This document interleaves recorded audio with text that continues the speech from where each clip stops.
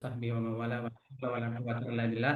Nasyhadu la ilaha illallah wahdahu la syarikalah wa nasyhadu anna Muhammadan abduhu wa rasuluhu la nabiyya wa la rasula ba'dah. Puji syukur kehadirat Allah Subhanahu wa taala yang mana pada pagi hari ini kita masih senantiasa diberikan nikmat sehat dan kesempatan sehingga pada pagi menjelang siang hari ini kita dapat berkumpul ya meskipun via online namun tidak mengurangi esensi dari pertemuan kita pada pagi hari ini yaitu yang sebentar lagi akan kita peringati yaitu di 12 November yaitu Hari Ayah. Baik, ayah bunda hebat semuanya, ikan leleh tanpa bertele-tele kita mulai saja agenda ini. Untuk mengambil keberkahan pertemuan kita pada pagi hari ini, kita buka terlebih dahulu dengan mengucapkan lafaz al-basmalah. Bismillahirrahmanirrahim. Bismillahirrahmanirrahim. Baik, dilanjutkan dengan agenda kedua, yaitu pembacaan kalam ilahi, yang dalam hal ini kami mintakan kesediaan dari Akhina Daud Ramadan. Pada Akhina Daud Ramadan, persilakan.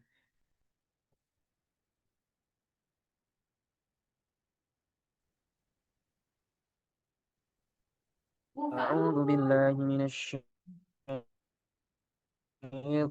الرجيم. بسم الله الرحمن الرحيم. ولقد آتينا لقمان الحكمة أن اشكر لله ومن يشكر فإنما يشكر لنفسه ومن كفر فإن الله غني حميد وهو يعزه يا بني لا تشرك بالله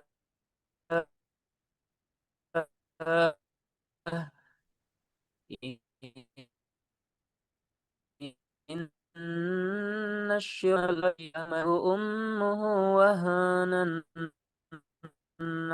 على وهان وفصاله في عامين أن اشكر وإن جاهداك على أن تشرك بما ليس لك به علم فلا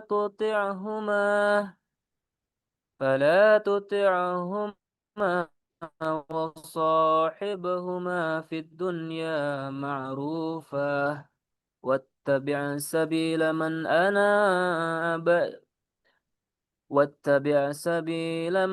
أناب إلي ثم إلي مرجعكم فأنبئكم بما كنتم تعملون صدق الله العظيم. Sadaqallahul azim wa sadaqa rasulul karim wa nahnu ala dzalika minasyahidin. Mudah-mudahan dengan pembacaan kalam ilahi tadi baik yang mendengar maupun yang membaca menambah amal kita pada pagi hari ini. Amin amin ya rabbal alamin. Ayah bunda hebat semuanya yang dirahmati Allah Subhanahu wa taala. Alhamdulillah Ustadz kita, pembicara kita pada pagi hari ini sudah bergabung bersama kita. Tengah kita itu Ustadz Yogi Syafil. Selamat datang Ustadz, selamat bergabung Ya, di webinar. Assalamualaikum. Ya, Waalaikumsalam warahmatullahi wabarakatuh. Sehat Ustadz? Alhamdulillah, harus sehat. Alhamdulillah, harus sehat. Misalnya kuat, semangat. Oke, baik Ustadz, selamat bergabung. Baik, kita pagi ini akan mendengarkan ya, penyampaian dari Ustadz Yogi Syafil, yaitu terkait dengan tema kita yang akan kita angkat pada pagi hari ini, yaitu tentang mengatasi tantangan fatherless dan meningkatkan kepedulian ayah. Ya. Jadi berbicara soal fatherless, ya, tentunya ini identik dengan yang bisa berdampak kepada anak seperti itu. Baik, untuk kita lanjutkan pembicaraan kita lebih lanjut, sebelumnya kita akan mengikuti agenda yang kedua terlebih dahulu, yaitu kata sambutan dari Ketua DPD PKS Ogan Ilir, yang dalam hal ini akan diwakili oleh Ahina Eko Priyono selaku Sekretaris DPD PKS Ogan Ilir. Kepada Ahina Eko Priyono kami persilakan. Baik. Bismillahirrahmanirrahim. Assalamualaikum warahmatullahi wabarakatuh. Assalamualaikum warahmatullahi Alhamdulillah alamin. Wassalatu wassalamu ala asrofil anbiya'i wal mursalin wa ala alihi wa sahbihi ajma'in. Asyhadu an la ilaha illallah wahdahu la syarikalah wa asyhadu anna Muhammadan abduhu wa rasuluh la nabiyya ba'da. Segala puji dan syukur kita marilah kita panjatkan kehadirat Allah Subhanahu wa taala.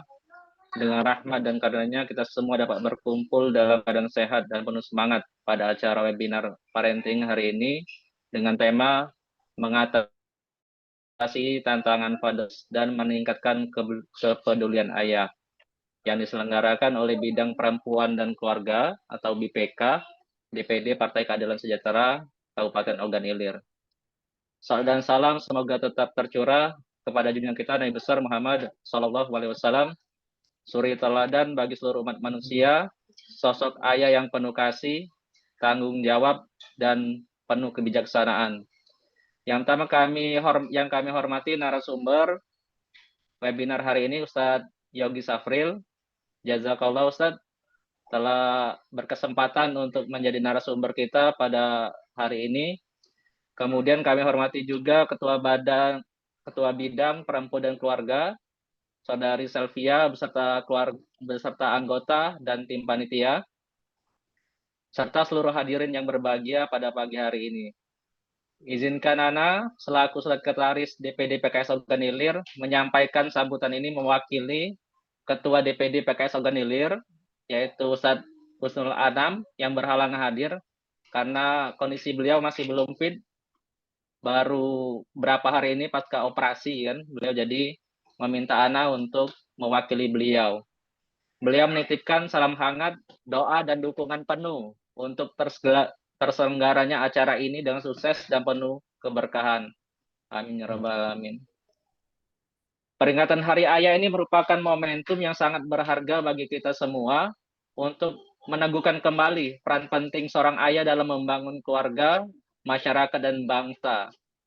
Melalui kegiatan webinar ini, semoga lahir inspirasi dan semangat baru bagi ayah di Ogan Ilir agar terus menjadi sosok yang kuat, penyayang, dan hadir secara nyata dalam kehidupan keluarga.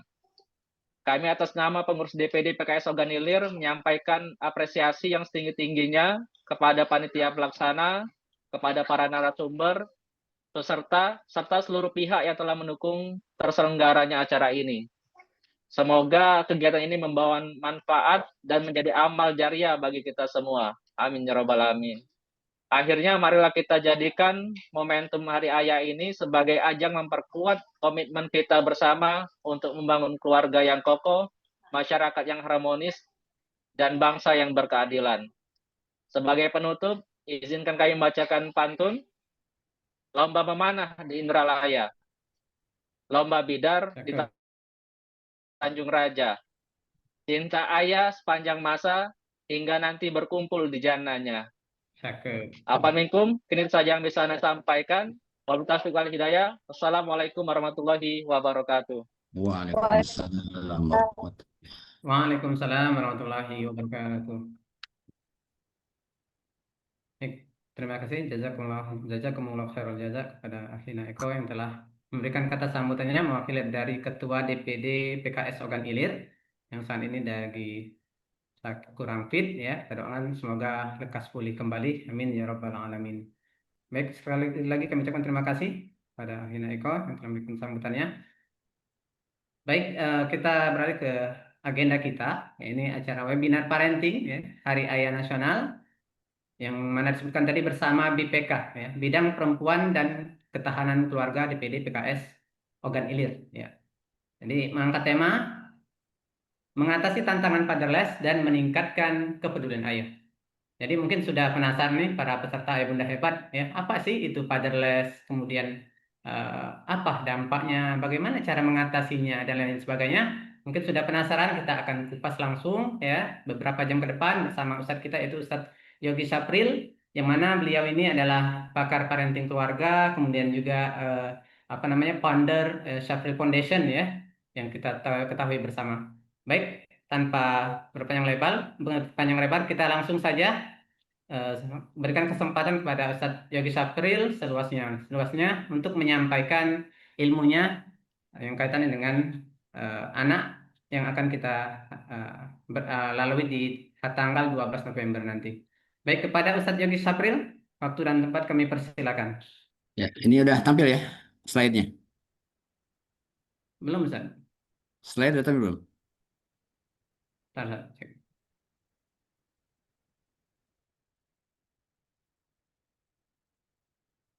Enggak, di ini udah ada. Ya, bentar, Ustadz. Lagi dipersiapkan, Ustadz.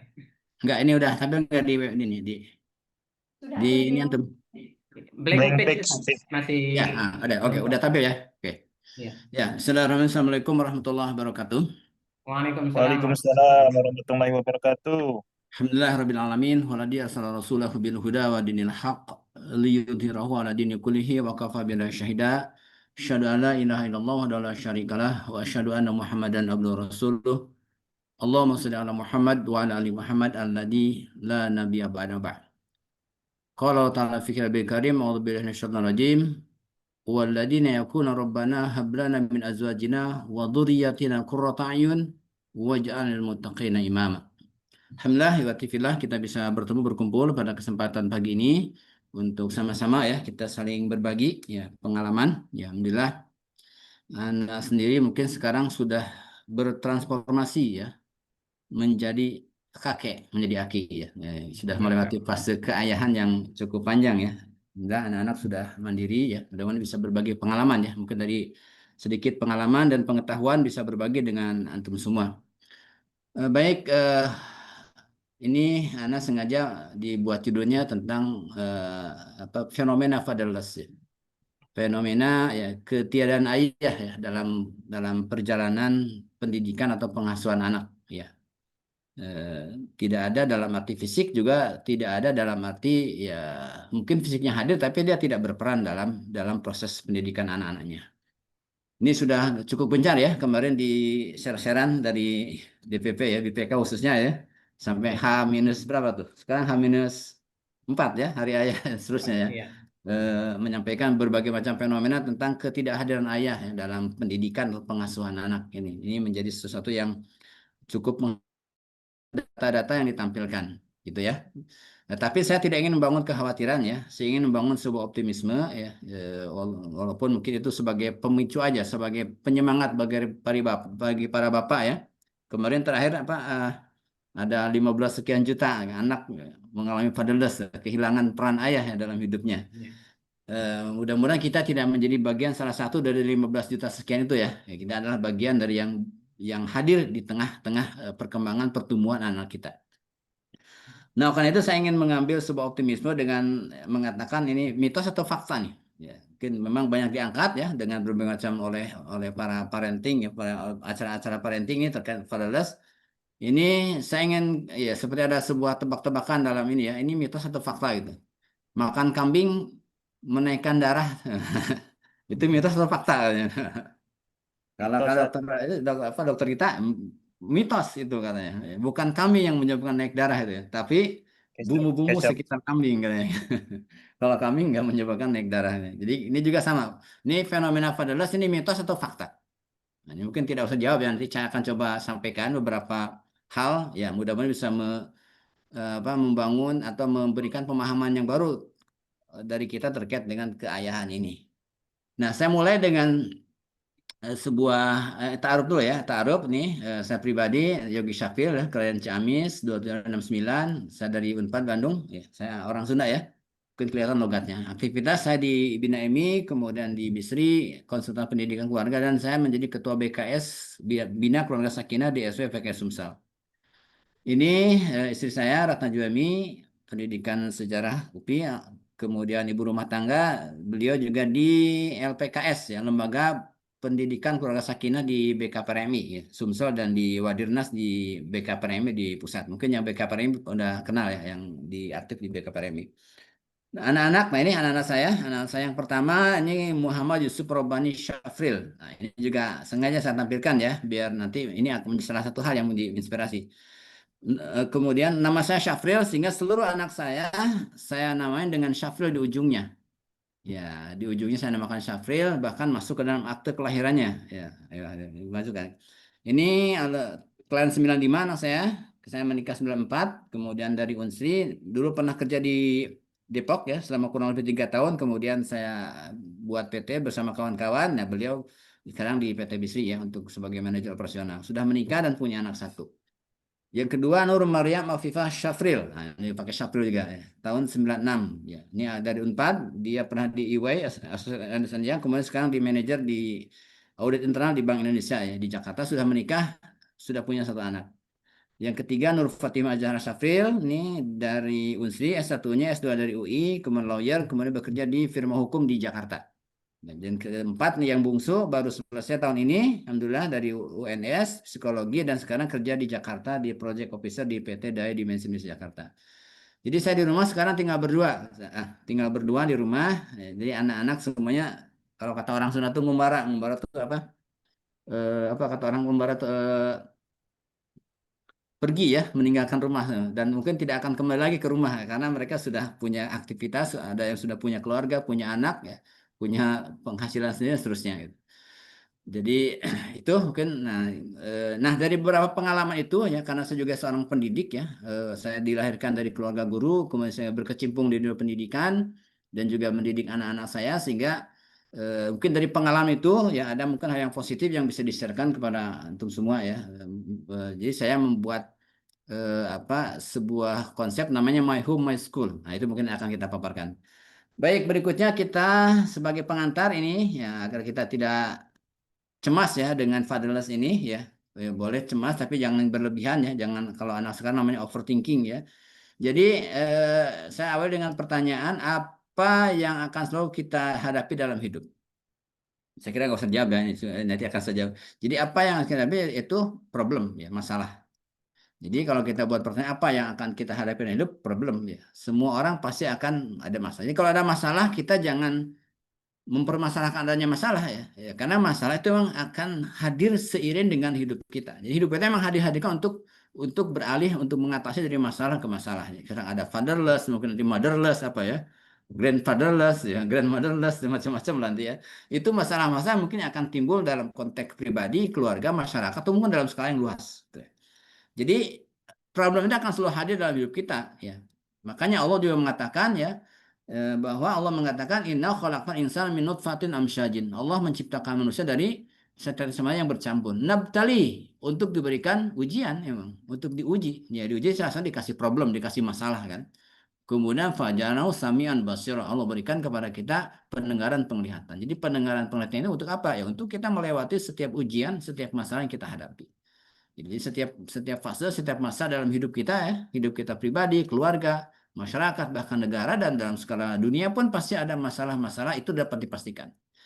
Jadi berharap nggak ada masalah, ya nggak mungkin gitu kan. Ya, itu namanya. Jadi kita akan terus menghadapi masalah-masalah demi masalah dalam kehidupan, gitu ya. Seperti itu. Bahkan justru masalah kadang-kadang ini menjadi sesuatu yang ya menjadi membuat kita kuat, membuat kita besar, membuat kita kuat ya, bisa bertambah pengetahuan, pengalaman dan seterusnya.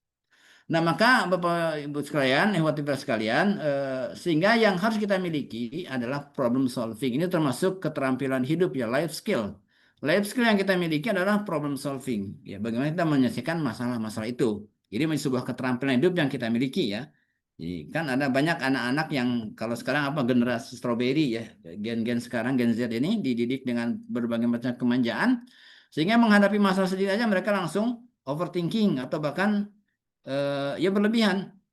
Ada sampai anak yang bunuh diri misalkan karena tidak bisa menyelesaikan masalahnya segala macam itu. Karena apa? Karena dia tidak terbiasa dididik untuk menghadapi masalah gitu. Jadi masalah ini adalah bagian dari kehidupan kita, sehingga sejak kecil anak kita harus dibiasakan untuk menghadapi masalah gitu. Dari anak kecil kan masalah sekolah, masalah segala macam gitu.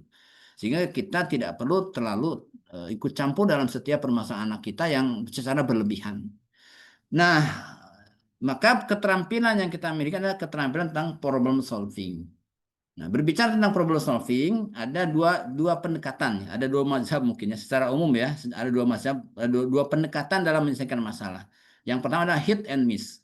Ya, dipukul lari, pukul lari, lari pukul lari, pukul lari, pukul lari gitu kan. Ya, hit and miss. Yang kedua adalah hit the target. Ya, dia langsung menuju kepada mendapat kepada targetnya.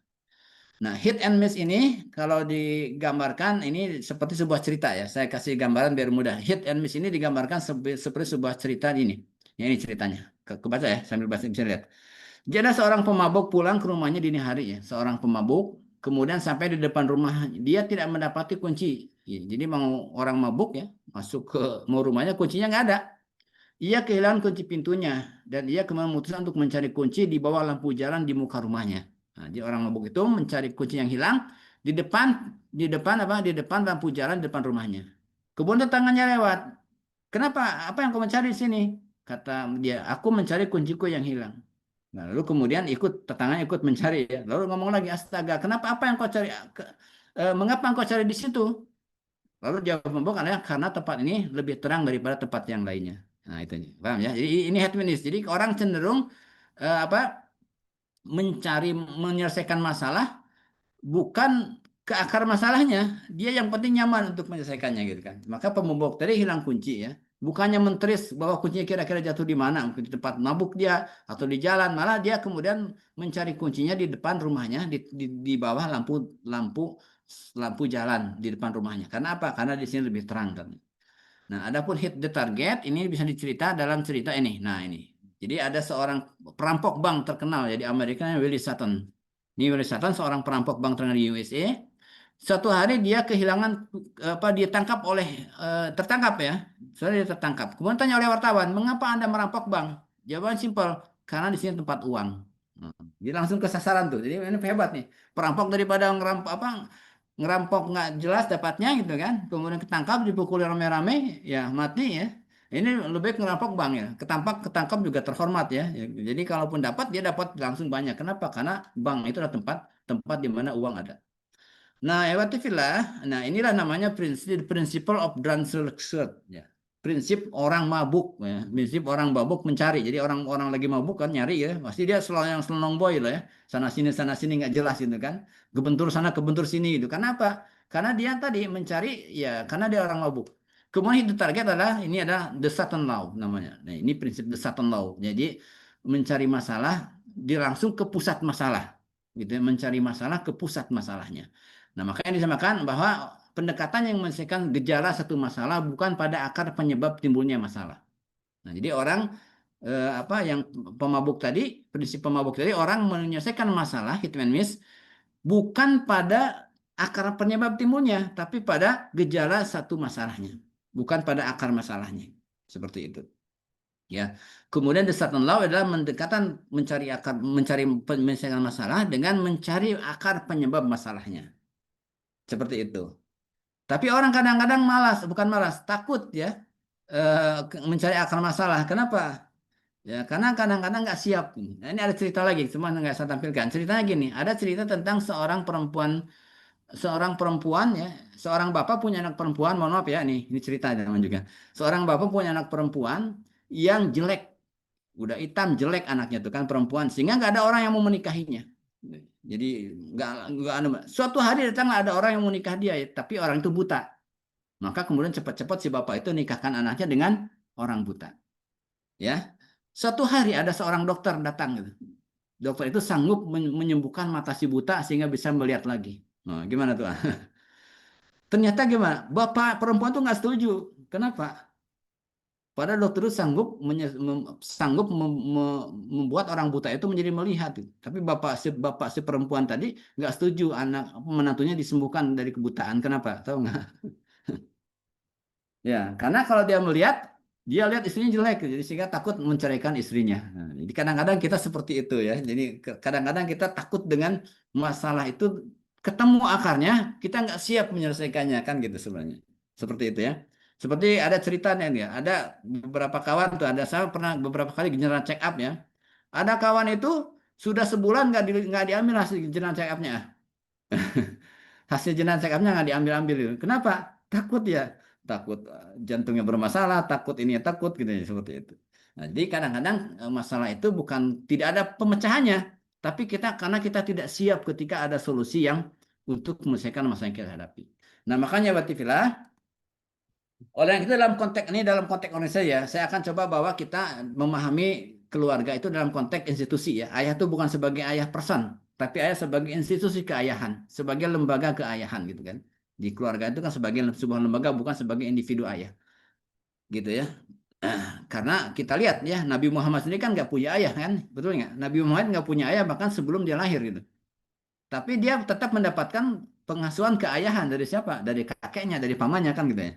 Seperti itu kan. Jadi institusi keayahan ini. Nah, dalam konteks organisasi atau institusi, orang sekarang cenderung membangun institusi organisasi berdasarkan vision directed. Membangun berdasarkan visinya, diarahkan oleh visinya, oleh arahnya yang jelas. Kemudian mission fokus, berfokus pada misinya, pada visi misi. Kemudian filosofi driven, didrive oleh prinsip-prinsip ya, bukan oleh sesuatu yang sifatnya artifisial. Kemudian value based organisasi dibangun atas nilai-nilai organisasi. Jadi organisasi dibangun di atas visi, misi, nilai dasar, keyakinan dasar. Kenapa? Karena nanti banyak masalah di perjalanan organisasi sehingga orang tidak ingin menyelesaikan masalah itu dengan pendekatan ingin menyelesaikan masalah dengan hit the target ya, berbasis kepada visi misi perusahaan, visi misi lembaga ya, bukan kepada hit and miss, kepada pendekatan tadi coba-coba ya, atau tadi apa dicari gagal tidak demikian, karena dibangun di atas sebuah institusi. Maka saya ingin mengajak untuk ayah ini dibangun sebagai sebuah institusi keayahan, arah dari keayahan atau arah dari keluarga ya, sehingga kita nanti dalam menyelesaikan masalah di perjalanan ya, tidak kayak orang mabuk tadi gitu kan, tidak kayak orang mabuk tadi. Nah, waktu itulah saya ingin mengajak kepada konsep ini. Nah, maka kita coba lihat dulu satu contoh ya. Ini satu contoh tentang peran strategis ayah. Ya, ini tentang peran strategis ayah. Kita ambil dari satu kisah ya, ini satu kisah ya, senang dengan kisah ini. Jadi ada satu cerita, tapi ini bukan cerita bohong ya, ini bukan cerita rekaan, ini cerita benar. Cerita tentang ini ya, selamatnya Nabi Yusuf dari godaan wanita. Nah, ini jadi selamatnya godaan Yusuf dari wanita itu saya buka dulu ya. Itu karena apa? Karena ayah, karena faktor ayah. Bayangin, ya seorang laki-laki bujangan ya, kemudian dirayu oleh seorang perempuan cantik ya, maka tidak ada yang mungkin tidak tertarik gitu ya. Tidak ada laki-laki yang tidak tertarik ya, walaupun dia akan menjadi nabi sekalipun. Nah, maka Al-Quran mengabadikan ini kan. Nah, waradat halati huwa fi baiti an-nafsi wa qalat abab qalat haitalak. Maka ketika itu perempuan itu Zulaikha yang kita kenal ya, kemudian dengan menggoda Yusuf untuk menundukkan dirinya. Dia mengatakan wa qalat haitalak, come here, ke sini kamu. Dia mengajak dia untuk berbuat zina ya. Kemudian Yusuf mengatakan ma'adallah ya, aku berlindung kepada Allah, inna rabbi ahsana maswaya. Sesungguhnya Allah telah, sebenarnya Tuhanku ya, Tuhan dia suaminya si istri tersebut sudah memperlakukan dengan baik ya, dia takut, dia tidak ingin berkhianat, maka dan sesungguhnya dia tidak akan menyukai orang yang berbuat zalim. Nah, kemudian ada satu adegan nih, ini kalau di ini ya, kalau kita coba berimajinasi dengan peristiwa ini ya, dibayangkan kita mungkin laki-laki ya, ada perempuan cantik segala macam menggoda kita berdua, sampai digambarkan di Al-Quran walaqad hammat bihi ya. Ketika perempuan itu hammat ya, sudah himmah itu sudah keinginan yang sangat kuat gitu untuk tadi berzina dengan Yusuf, kemudian wahamma biha, dan Yusuf pun punya keinginan yang sama gitu, wahamma biha. Nah, tapi kenapa ada yang menyelamatkan lau ra'a burhana rabbih, kalau seandainya Yusuf tidak melihat burhana rabbih, burhan ya, petunjuk dari Allah, maka dia akan termasuk golongan orang-orang yang berbuat fahsya, berbuat keji ya. Seperti itu. Nah, kita lihat di penjelasan tafsirnya, saya lihat di tafsir Jalalain ya. Nah, ini laula, jadi yang menyelamatkan ya, yang menyelamatkan Yusuf dari terjebak ya dengan perempuan tersebut adalah laula ra'a burhana rabbi. Kalau seandainya dia tidak melihat burhana rabbi. Nah, dalam tafsir Jalalain disebutkan, ini saya ambil dari tafsir Jalalain ya. Kalau Ibnu Abbas, berkata Ibnu Abbas, masulahu Yakub. Nah, ternyata di tafsir Jalalain disebutkan bahwa berkata Ibnu Abbas, masulahu Yakub. Pada saat kritis itu datanglah Yakub, ayahnya Yusuf ya. Nabi Yakub datang, fadaraba sadrahu, kemudian memukul dadanya Yusuf ya. Fakharat syahwatu, maka loncatlah, keluarlah nafsu syahwat tadi kan. Kemudian min ana milihi, dari seluruh ujung-ujung jarinya. Mau gitu. Ini tafsirnya seperti itu. Jadi Yusuf tuh terbayang, jadi bukan hadir Yakub hadir langsung ya, tapi Yusuf membayangkan ayahnya, ternyata hadir sosok ayah gitu. Di dalam peristiwa yang kritis ya, dia hampir terjebak dalam peristiwa fahsya, perzinahan, kemudian hadirlah sosok ayah gitu ya. Sosok ayah itu Nabi Yakub hadir, ya hadir. Sehingga kemudian selamatlah Yusuf dari peristiwa tersebut. Maka, nah ini seandainya ayah Yakub, nah ayah Yakub tidak hadir di benak Yusuf, niscaya peristiwa terjadi. Bayangin. Jadi betapa ayah tuh ya apa ya? Kehadirannya tuh bukan hanya sekadar hadir fisik, tapi hadir dalam pikiran, dalam keyakinan gitu. Hadir dalam dirinya gitu kan. Sehingga kemudian bisa mengontrol hidup gitu. Padahal Nabi Yusuf ya karakter Nabi Yusuf itu hanya sebentar dengan ayahnya. Ya, dia tidak lama dengan ayahnya gitu kan karena dia dibuang ya oleh saudara-saudaranya, tapi kemudian ternyata dalam waktu yang pendek itu Nabi Yakub berhasil menanamkan sebuah prinsip kepada anaknya gitu. Sehingga pada saat kritis beliau hadir ya, dalam benaknya ya. Sehingga kemudian selamatlah Nabi Yusuf dari peristiwa itu ya, dari peristiwa digoda oleh perempuan tersebut. Nah, maka saya ingin mengajak, jadi kita tadi ya kembali ke tadi problem solving segala macam. Jadi saya ingin mengajak kembali kepada kita semuanya, baik itu para ayah ataupun para ibu, untuk membangun kembali bersama-sama institusi keluarganya gitu. Sehingga kemudian problem-problem yang kita hadapi dalam perjalanan berkeluarga itu ya bisa kita selesaikan ya oleh kedua pihak ayah dan ibunya dan keluarganya gitu. Maka saya ingin mengajak tadi kan pendekatannya adalah pendekatan kepada visi. Nah, maka kita coba ya lihat lagi arah dan alasan membangun keluarga. Jadi saya akan mengajak kepada yang paling mendasar ya. Kita bertanya lagi terkait dengan arah dan landasan membangun keluarga. Kalau arah kita sudah menyimpang, tentu banyak akan masalah. Akan ada mungkin fatherless, motherless, atau apalah segala macam ya. Tapi kalau arah dan alasan membangun keluarganya tetap on the track, insya Allah permasalahan itu mungkin akan ada, tapi akan bisa kita selesaikan dengan baik. Seperti tadi Nabi Yusuf ya. Yusuf ya belum jadi Nabi. Yusuf aja kan menghadapi problem dalam perjalanan hidupnya kan. Tapi kemudian kehadiran ayahnya, walaupun dalam secara pikiran dalam benak Yusuf itu bisa menyelamatkan dia dari peristiwa tadi kan, tergodanya oleh wanita tadi. Nah, maka kita akan lihat lagi arah dari berkeluarga, ya ini keluarga inti ya, ini keluarga inti. Jadi keluarga inti ada dua ya, suami istri dan kemudian anak-anak. Jadi keluarga itu ya ada keluarga inti ya. Nanti kalau ada di keluarga yang pembantu segala macam bukan keluarga inti, mungkin tambahan ya itu suami dan istri. Nah, maka apa arah kita bersuami istri dan apa arah kita memiliki anak-anak? Nah, itu harus kita tanyakan lagi, harus kita coba review lagi ya. Nah, Yotifila, kalau saya boleh mengajukan ini, jadi ada yang mafhum atau sudah kita pahami bersama, ini adalah arah kita bersuami istri ya. Yaitu untuk terciptanya sakinah, mawaddah, warahmah. Itu sudah sekira hal yang umum ya, kita bersama istri kita. Ya, bersama istri kita ada dua hal yang kita bangun di rumah kita, yaitu hubungan antar suami istri ya, harus terbangun sakinah, mawaddah, warahmah ya. Kemudian dengan anak-anak kita. Nah, bagaimana dengan anak kita? Ini ada dua ayat mungkin yang saya sampaikan ya, dari sekian banyak ayat. Pertama, tadi disampaikan kita sama-sama berdoa kepada Allah ya, doanya ibadur rahman, hamba yang paling rahman. Dia berharap Robbana hab lana min azwajina, berharap anak dan istri dan anak keturunan kami ini adalah qurrata ayun, menjadi penyejuk mata. Ya, sesuatu yang membahagiakan kita, tentu anak kita bukan menjadi problem, menjadi masalah bagi kita, tapi menjadi sesuatu yang membuat kita bahagia ya. Kemudian waj'alnal muttaqina imama, anak kita menjadi imam bagi para orang yang bertakwa. Nah, jadi tujuan kita mendidik anak kita, anak kita harus diarahkan sehingga anak kita kelak menjadi anak-anak yang menjadi penyejuk mata kita, kemudian menjadi pemimpin. Anak kita menjadi pemimpin bagi orang-orang yang bertakwa malah. Ya, kalau dia memimpin orang bertakwa, pasti dia sudah bertakwa gitu ya. Kemudian yang kedua, Allah juga mengingatkan dengan wal yashallil tarakum min khalfihim. Allah mengingatkan kepada kita, jangan sampai kita meninggalkan anak-anak kita ya, zuriatan di'afan, anak-anak yang lemah. Khafu alaihi, maka takutlah atas mereka, kelemahan mereka, maka bertakwalah kepada Allah, kemudian fayaqulu qaulan sadida, ucapanlah perkataan yang benar. Jadi kita juga diingatkan Allah untuk apa? Untuk tidak meninggalkan anak kita dalam keadaan lemah. Dzurriatan di'afan. Ya. Jadi artinya anak-anak kita harus kita didik menjadi anak yang kuat. Kuat secara pikiran, mental, fisik, pikiran, material, dan seterusnya.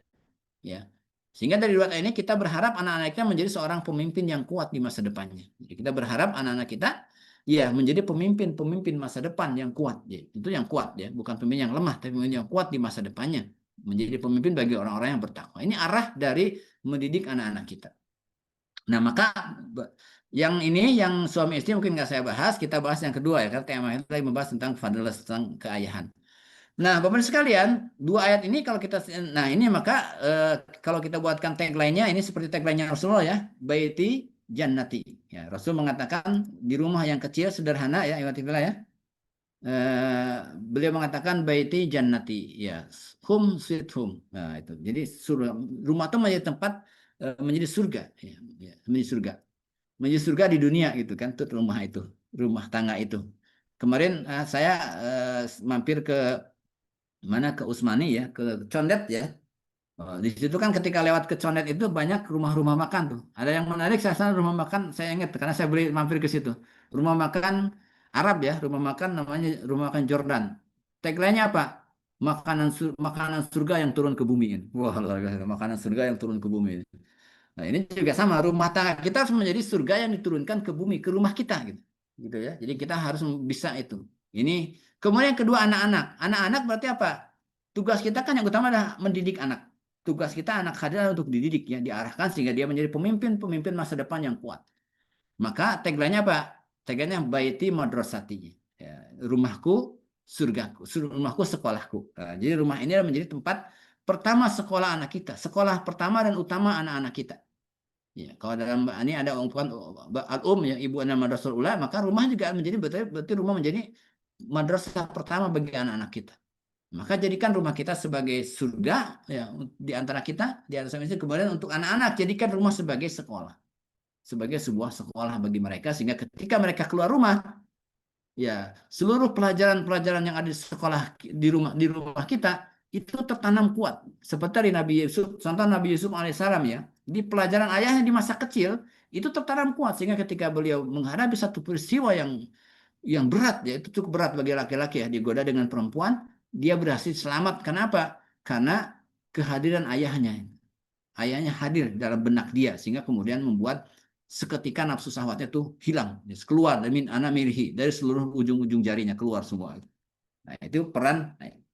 Nah, oleh karena itu kita harus menjadikan rumah kita menjadi sekolah itu.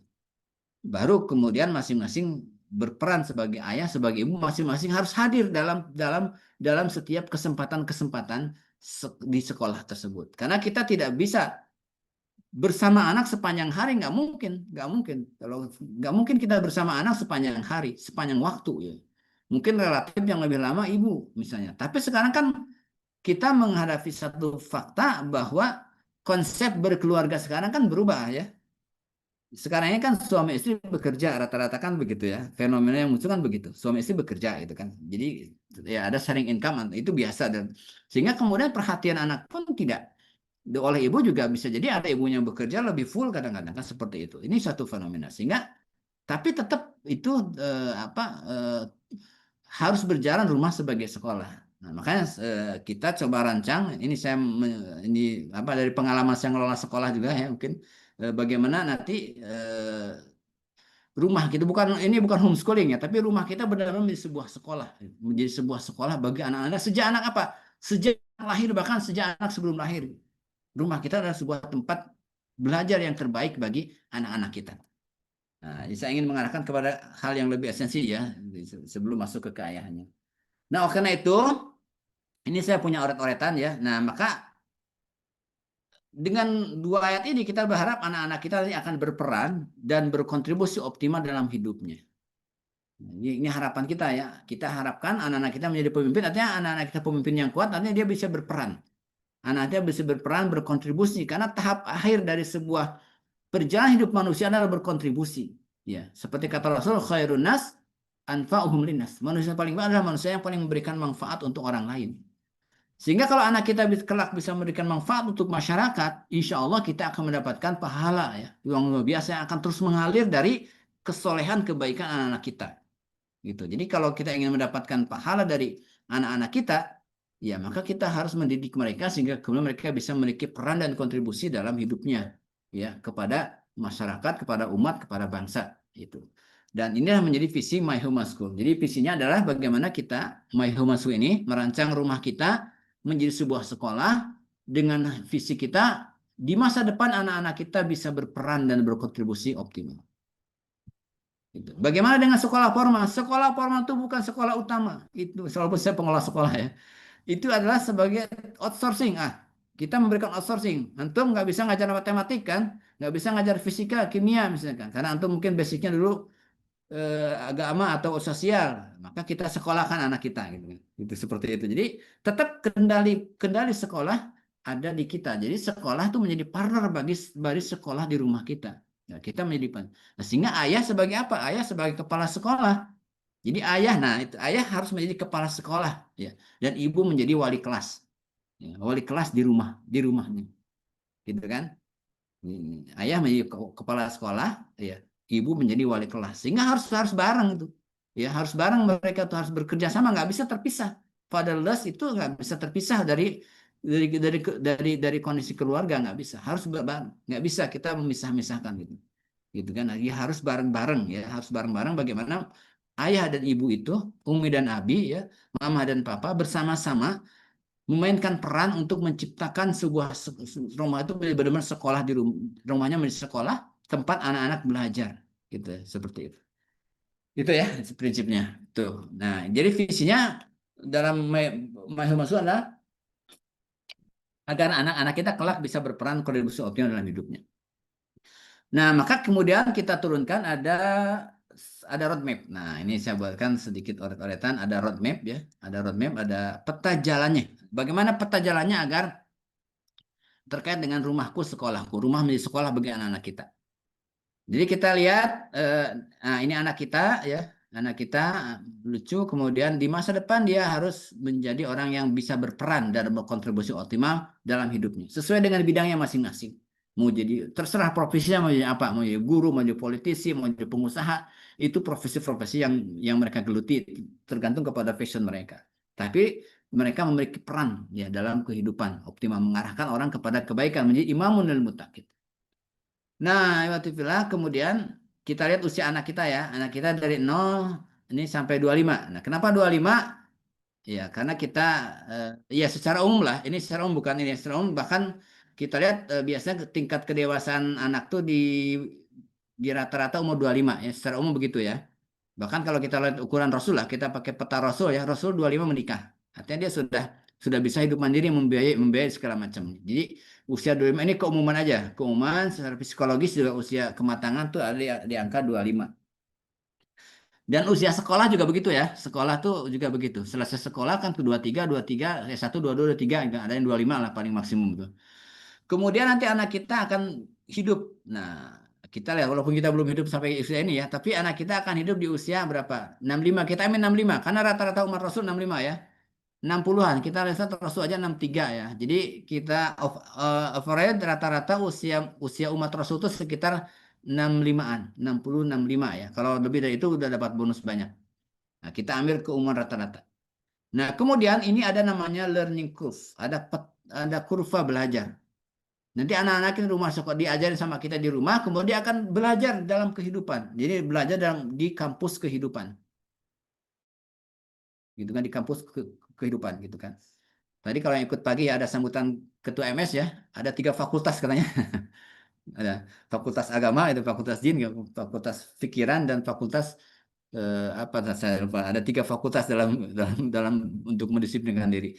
Nah ini juga ada learning curve, ada kurva kehidupan. Jadi kita bayangkan ini sebuah pelajaran, hidupnya sebuah pembelajaran tanpa akhir ini. Hidupnya sebuah belajar tanpa akhir ini ya.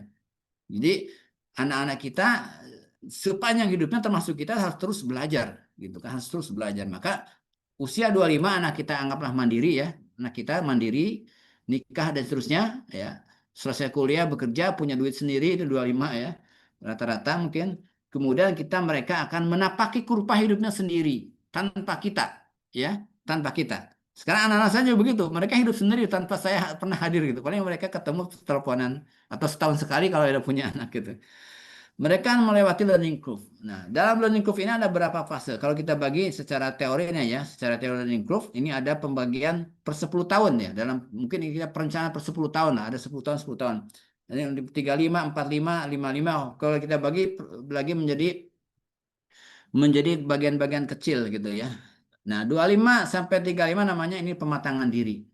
Nah, 25 sampai 35 anak kita akan mengalami pematangan diri. Kemudian 35 sampai 45 anak kita akan mengalami, kita juga mungkin ya, pematangan kemampuan. Kemudian 45 55 pematangan peran. Nah, ini berperan ya.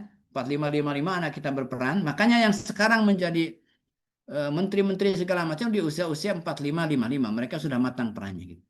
Kemudian di usia 55 namanya kearifan filosofis. Ini yang dinamakan dengan ustadiyatul alam gitu, menjadi guru ya, menjadi rujukan, menjadi maroji gitu. Jadi usia 55 65 ini. Nah, ini saya masuki usia ini. Saya udah usia 56 mau 57 ya, udah masuk fase terakhir dalam kehidupan saya. Gitu. Makanya harapannya ingin sering berbagi dengan banyak orang, berbagi pengalaman. Mungkin bukan berarti baik ya, tapi pengalaman buruk pun dibagikan kepada orang agar orang kemudian tidak mengalami hal yang sama dengan yang kita lalui. Ya. Nah, Ibu Bapak sekalian, inilah yang kemudian disinilah kita peran kita. Nah, inilah di sini peran kita, namanya disinilah kita menciptakan baiti madrasati, mahuma school. Bagaimana menyiapkan anak-anak kita dari usia 0 sampai 25 sehingga di 25 dia sudah bisa terbang, dia bisa menapaki kurva kehidupannya sendiri. Dia sudah mandiri, dia sudah punya pasangan sendiri, dia sudah mandiri segala macam. Tapi bekal pembelajaran selama di rumah itu tetap akan terbawa oleh mereka menjadi dasar. Ya. Seperti itu. Sehingga ketika anak kita kelak menjadi pemimpin dari mulai tingkat RT, RW, kelurahan, desa sampai ke presiden, dia akan membawa nilai-nilai rumah itu. Dia tidak akan sembarangan mengambil uang yang tidak bukan haknya seterusnya gitu. Karena apa? Karena dididik di rumah. Gitu. Dia seperti itu. Kesaksian dari saya pernah lihat wawancaranya di keluarga Bung Hatta ya, anak-anak Bung Hatta itu. Mereka semuanya jujur ya. Kenapa? Karena kejujuran dibangun oleh ayahnya Muhammad Hatta ya. Ketika walaupun memiliki posisi tinggi sebagai wakil presiden, tapi dia menerapkan prinsip-prinsip kejujuran. Sampai Muhammad Hatta pun tidak mau dimakamkan di Taman Makam Kalibata ya, karena dia ingin dimakamkan di tempat biasa. Nah, sekarang apa peran kita? Nah, di 025, nah maka nanti kan kehilangan itu apa fatherless itu akan dilihat dari sini. Kita hadir nggak dalam peran-peran ini? Jadi kalau kita nggak hadir dalam peran-peran ini, maka otomatis ya anak akan kehilangan peran ayah atau peran ibu ya, karena kehilangan peran kita di sini di beberapa titik kritis. Tadi sampaikan di perjalanan 025 kan kita tidak sepanjang hari mendampingi anak setiap saat kan nggak mungkin gitu. Tapi ada entry point, ada poin-poin penting yang kita harus hadir. Harus hadir karena itu menentukan arah dia nanti ketika dia memasuki kurvanya kehidupan sendiri. Apa saja perannya? Ini kalau saya, ini bahasa saya ada 3 peran. Mengasuh, membimbing, dan mendampingi. Di peran kita di 025 ada 3 peran yang kita mainkan. Peran utama ya, kita mengasuhnya, mengasuh anak-anak kita, membimbing mereka, kemudian mendampingi mereka. Itu 3 peran. Maka kalau sekarang misalnya fatherless, hadir nggak mereka ketika anak diasuh? Hadir nggak Bapak mengasuh? Oh, nggak pernah Bapak saya memberikan pengasuhan, ikut dalam pengasuhan. Wajar kalau fatherless. Atau hadir nggak ketika dalam membimbing anak kita, dalam mendampingi mereka? Nggak hadir misalnya. Wajar kalau fatherless. Kemudian di sini peran kita hanya satu, sebagai coach, sebagai penasihat, menasihati. Gitu kan? Hanya sebagai menasihati gitu. Untuk menasihati anak-anak kita. Karena anak kita sudah mandiri kan? Sudah mandiri, ya. Sudah punya kehidupan sendiri, maka kita tidak bisa masuk ke dalam, kayak saya misalnya. Mereka sudah punya istri, punya suami, nggak bisa ikut campur dalam rumah tangga mereka kan? Nggak bisa kan? Mereka paling peran saya menasihati mereka gitu. Ya, kalau datang menasihati, ya, ngasih tahu. Nggak mungkin saya marahin anak saya di depan istrinya atau segala macam kan? Kalau ngasih tahu juga baik-baik sebagai penasihat peran kita. Tapi ini akan terjadi kalau di usia 025 kita berperan. Nah, kalau 025 kita nggak berperan, maka anak-anak kita mandiri, punya kemampuan, kita nggak bisa berperan apa-apa dengan mereka. Karena tidak ada keterikatan antara dia dengan mereka.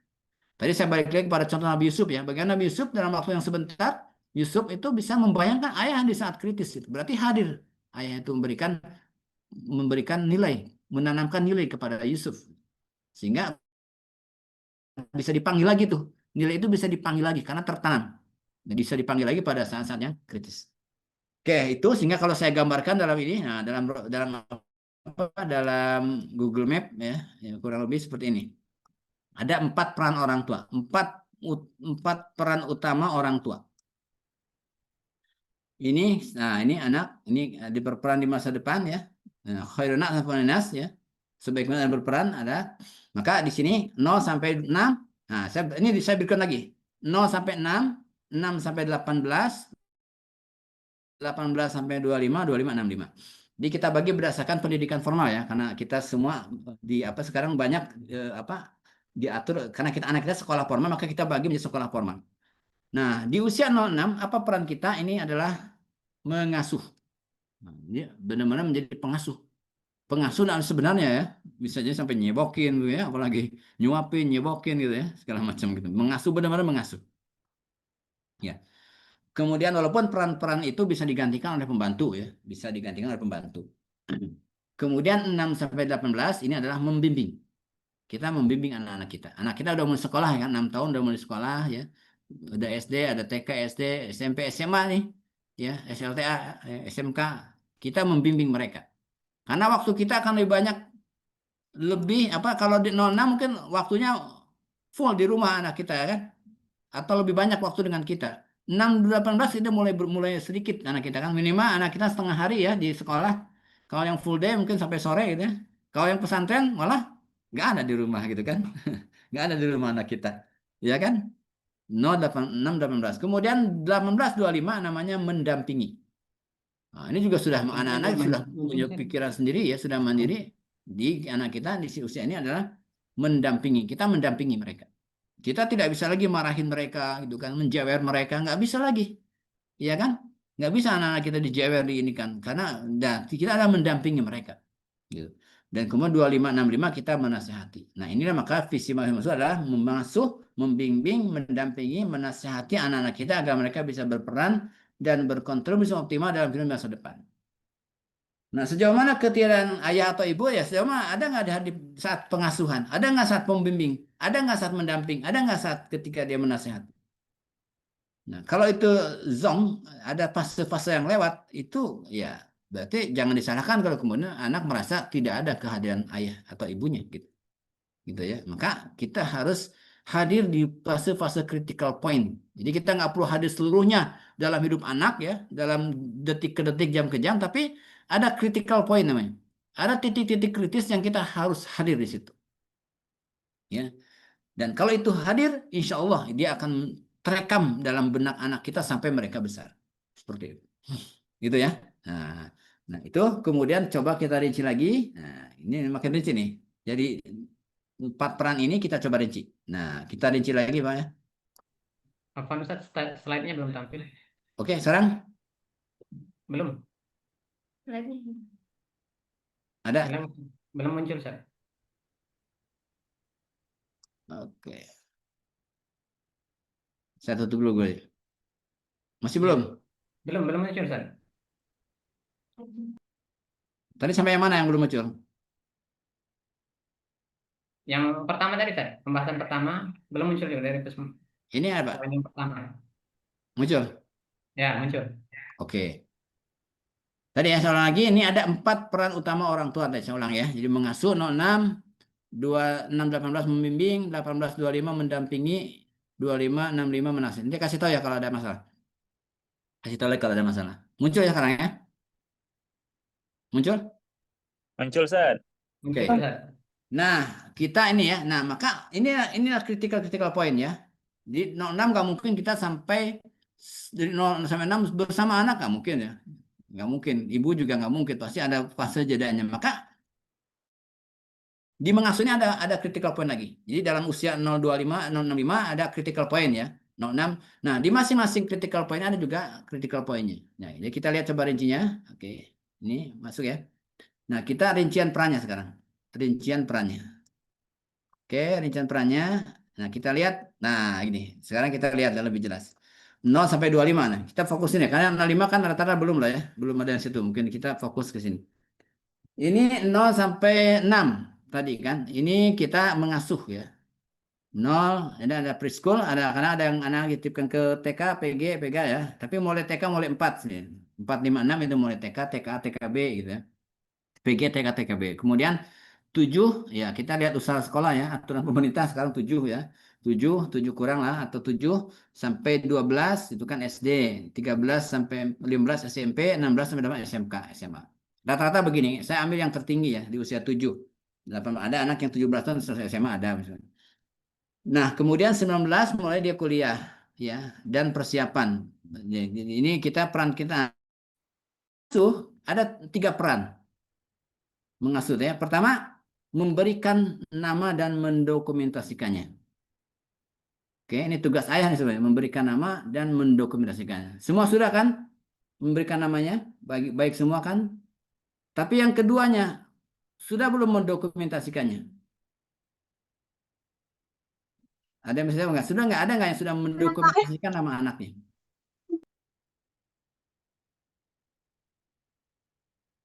Boleh ada yang bisa jawab? Satu, ada yang sudah pernah mendokumentasikan nama anaknya? Anaknya, antum coba nih. Anaknya. Sudah. Dokumentasinya bentuk apa? Foto, Pak. Maksudnya dokumentasi bukan dokumen fotonya, tapi kenapa dinamakan itu? Oh, iya Pak, ada Pak. Ya. Semuanya di apa? Ada artinya, ada maknanya. Dibuatkan dalam bentuk? Enggak ada Pak, cuma diingat Nah, aja. itu. Jadi saran saya sekarang kalau belum ya, dibuatkan bentuknya apa? Video, kenapa kamu dinamakan itu? Gitu. Ya, kenapa kamu, sehingga kemudian anak tahu namanya tuh itu. Ini doa abi, doa umi, doa ayah, doa ibu gitu. Sehingga kemudian mereka ulang-ulang setiap saat namanya. Ya. Nanti saya akan berikan contoh ya, satu contoh. Itu jadi dia komunikasikan namanya. Disampaikan kenapa kamu dinamakan Ahmad, kenapa dinamakan Hanif, kenapa dinamakan Hanifah, kenapa, apa harapan. Ya. Kemudian yang kedua adalah mengajarkan berjalan dan bicara. Ini harus kita nih. Salah satu orang tua atau duanya. Jadi ketika mengajarkan anak berjalan dan berbicara itu kita. Pertama yang anak bisa itu jalan, kita yang mengajarinya. Kemudian ketika mereka berbicara, kita yang mengajarinya. Kemudian mengenalkan nilai kebaikan ya, kebaikan.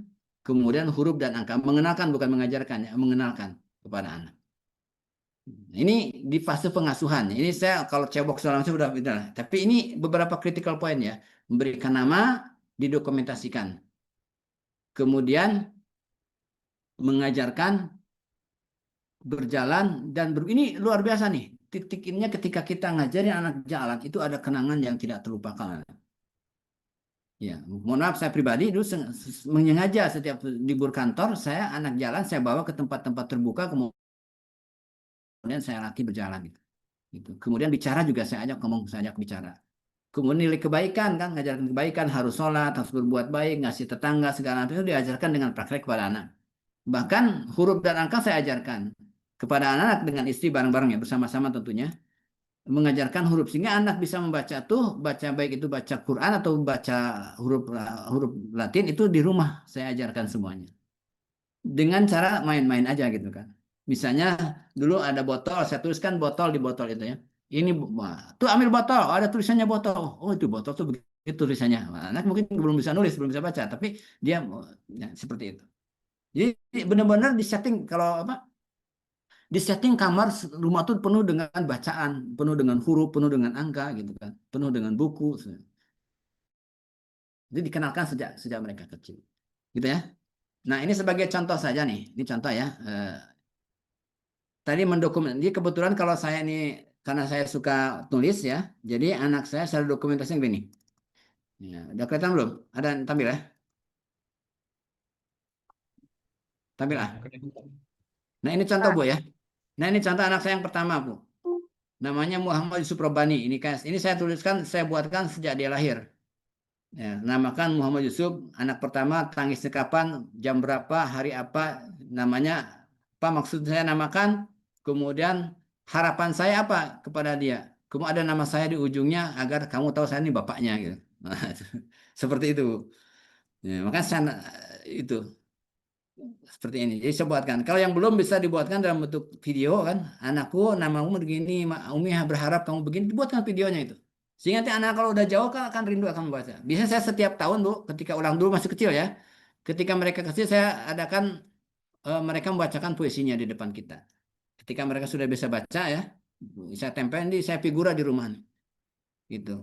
Kemudian sehingga dia kena bahwa dia melekat bapaknya, nama bapaknya. Ini nama yang kedua nih Bu. Yang kedua saya namakan Nur Maryam ya, Nur Maryam. Anak kedua tangis pertama jauh sampai situ kan segala macam. Kemudian kenapa namakan Maryam? Harapan saya apa? Ya, agar dia tambahkan dengan Nur. Kenapa tambah Nur? Kemudian ada nama Syafil. Kenapa nama Syafil? Agar ingat dia nih aku nih bapaknya. Saya ini bapaknya. Jadi ingat terus nih sebuah gitu.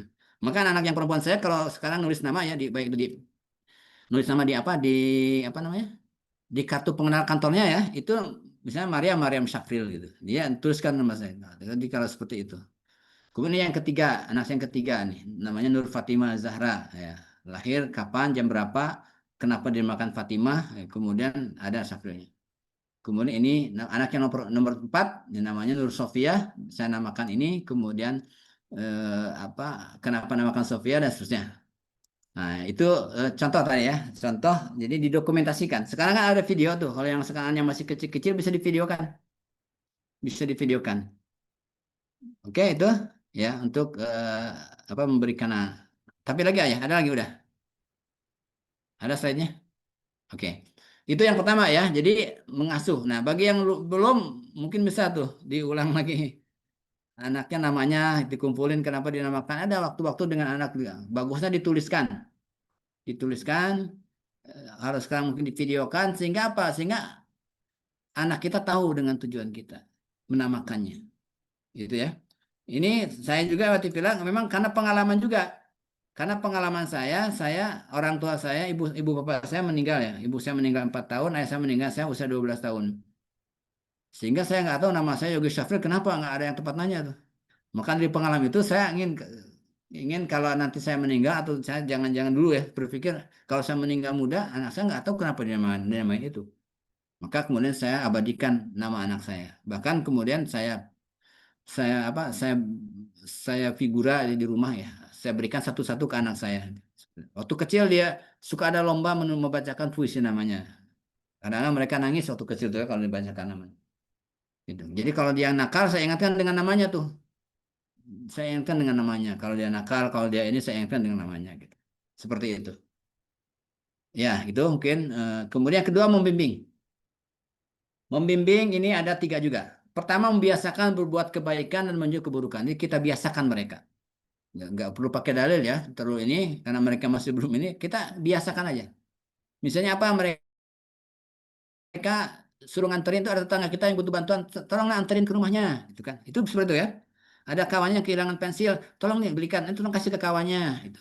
Ya, gitu kan? Atau menjauhi keburukan, gangguin temannya, dilarang sama kita, jangan gangguin temannya.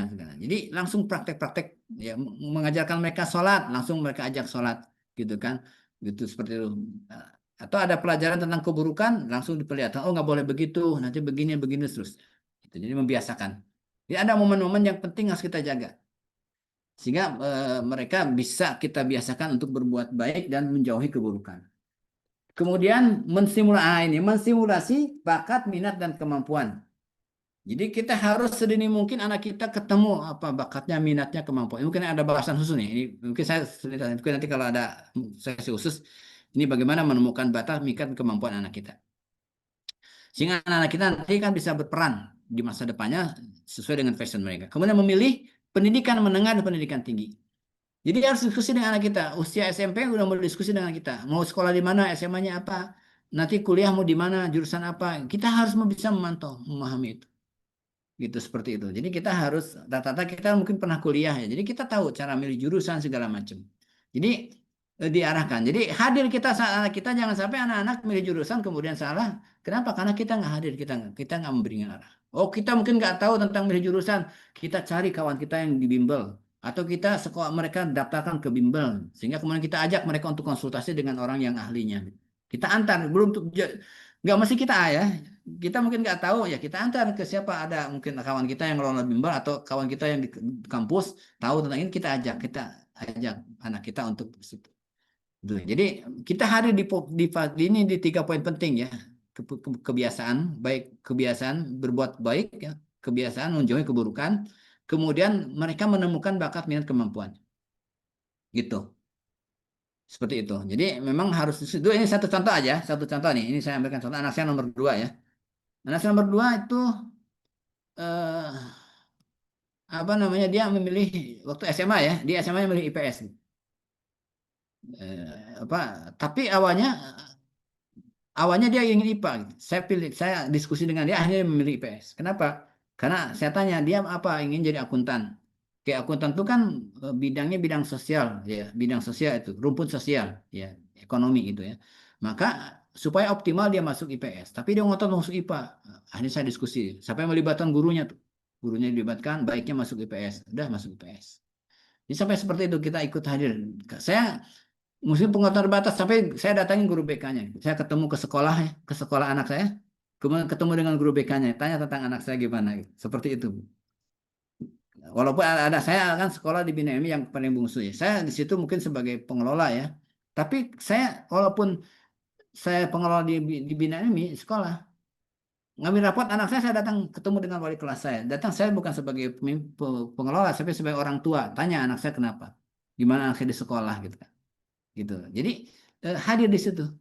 Ini ada satu kasus ya, kasus ketika anak saya yang paling bungsu dulu kan, tanya ke wali kelasnya waktu SMP, gimana sifat anak saya di kelas. Oh, dia katanya anak saya tuh apa, istilah bahasa Palembang tuh ngerajo gitu ya, ingin selalu inilah gitu, inisiatif segala macam gitu, ngatur kawan-kawannya. Oh, kok beda ya kata saya tuh. Di rumah dia pendiam, di rumah pendiam, nggak. Ternyata akhirnya saya diskusi dengan wali kelas, kenapa ya kira-kira kok anak saya di rumah beda, di sekolah beda, di rumah pendiam, di sekolah lincah apa mengatur orang. Oh, hanya ketemu diskusi dengan wali kelas, diskusi dengan istri, akhirnya ketemu tuh anak saya itu kan yang paling bungsu, jaraknya dengan kakaknya cukup jauh, 6-7 tahun ya. Kakaknya udah kuliah, dia masih SD, masih SD SMP gitu. Sehingga ketika di rumah dia dianggap anak kecil tuh oleh kakaknya, dianggap anak kecil, sehingga akhirnya dia apa, diam gitu kan, karena lihat kakaknya itu kan diatur, kalau dikit ini dia langsung dimarahin kakaknya, sehingga dia cenderung pendiam. Di sekolah mungkin karena dalam tanda petik ya, di rumah itu dijajah sama kakak-kakaknya mungkin tanda petik ya. Hanya mungkin di sekolah menunjukkan ekspresinya dengan apa? Ya dengan ngatur kawan-kawannya gitu. Karena dia bisa berhadapan dengan anak kakak-kakaknya yang udah kuliah. Nah, terjadi split personality anak saya itu. Akhirnya kemudian kita selesaikan menggunakan wali kelasnya gitu, sama guru BK-nya gitu, segala macam. Nah, itu jadi kita hadir anak-anak tuh di setiap masalah kita. Kemudian, nah ini ada mendampingi. Apa peran kita? Pertama, menyelesaikan studi di PT. Nah, saya juga ada masalah sama ya. Anak saya yang pertama itu susah selesainya, Bu. Susah selesainya. Kenapa? Ternyata anak saya kan dulu SMK gitu kan. Kemudian kuliah di universitas. Nah, itu agak kesulitan ketika menyelesaikan tugas akhir. Sampai akhirnya kemudian kita dampingi, ya kita bantu. Mohon maaf ya, sampai karena dosennya kena, saya sampai bantulah anak saya sampai seperti itu. Itu benar-benar didampingi gitu sampai selesai. Kemudian yang kedua, menentukan profesi. Nah, itu. Mau jadi apa? Kadang-kadang ada kalau yang udah anak dewasa ya, mau kerja ada beberapa perusahaan yang mau yang apa yang ngelamar diterima, mau milih yang mana? Mau di mana segala macam. Kemudian pasangan hidup. Nah, ini kan dimulai usia 19 kalau saran saya ya, atau SM 89 itu udah mulai tema-tema tentang pernikahan udah mulai masuk ke anak kita. Ini nggak mungkin terbangun kalau sejak awal kita nggak hadir, gitu. Jadi anak saya waktu itu yang mau nikah juga begitu kan, saya tanya gitu kan. Akhirnya karena anak saya itu orang akuntansi, jadi saya kasih tahu ke dia bahwa boleh kalau kamu punya calon mengajukan, gitu. Atau Abi juga kalau punya akan mengajukan ke kamu, tapi kalau kamu setuju nggak bisa jadi kan. Jadi pakai saham ya, Abi 50%, kamu 5%. Nah, itu seperti itu. Jadi dalam menentukannya pasangan sampai apa? Sampai akhirnya kemudian saya ada waktu anak saya mau nikah ya, mana ini calonnya, sudah datang ke rumah gitu. Kemudian saya tes ngajinya, coba ngaji gitu kan. Kan anak saya Maryam, coba kamu hafalin surat Maryam beberapa ayat lah, nggak usah semuanya. Oke, jadi ini kan kita hadir di situ untuk mendampingi mereka untuk menentukan pasangan hidup. Kemudian menyiapkan hidup mandiri. Nah, itu kita mau bersiap nih. Kalau anak kita menyiapkan hidup mandiri. Makanya anak saya ketika selesai kuliah, Saya ada peluang di luar, ambil. Oh gajinya bukan cukup Bi untuk hidup, nggak apa-apa. Yang penting kamu belajar hidup dulu. Kadang-kadang anak saya yang kerja kedua kan gajinya masih kecil, tapi dia saya suruh pisah, suruh ngekos sendiri misalkan. Kemudian ketika kurang udah nanti kalau kurang misalnya Bi kurang kosan, ya kasih sama saya gitu. Sampai akhirnya mereka kemudian nggak pernah lagi minta gitu kan, nggak pernah lagi minta.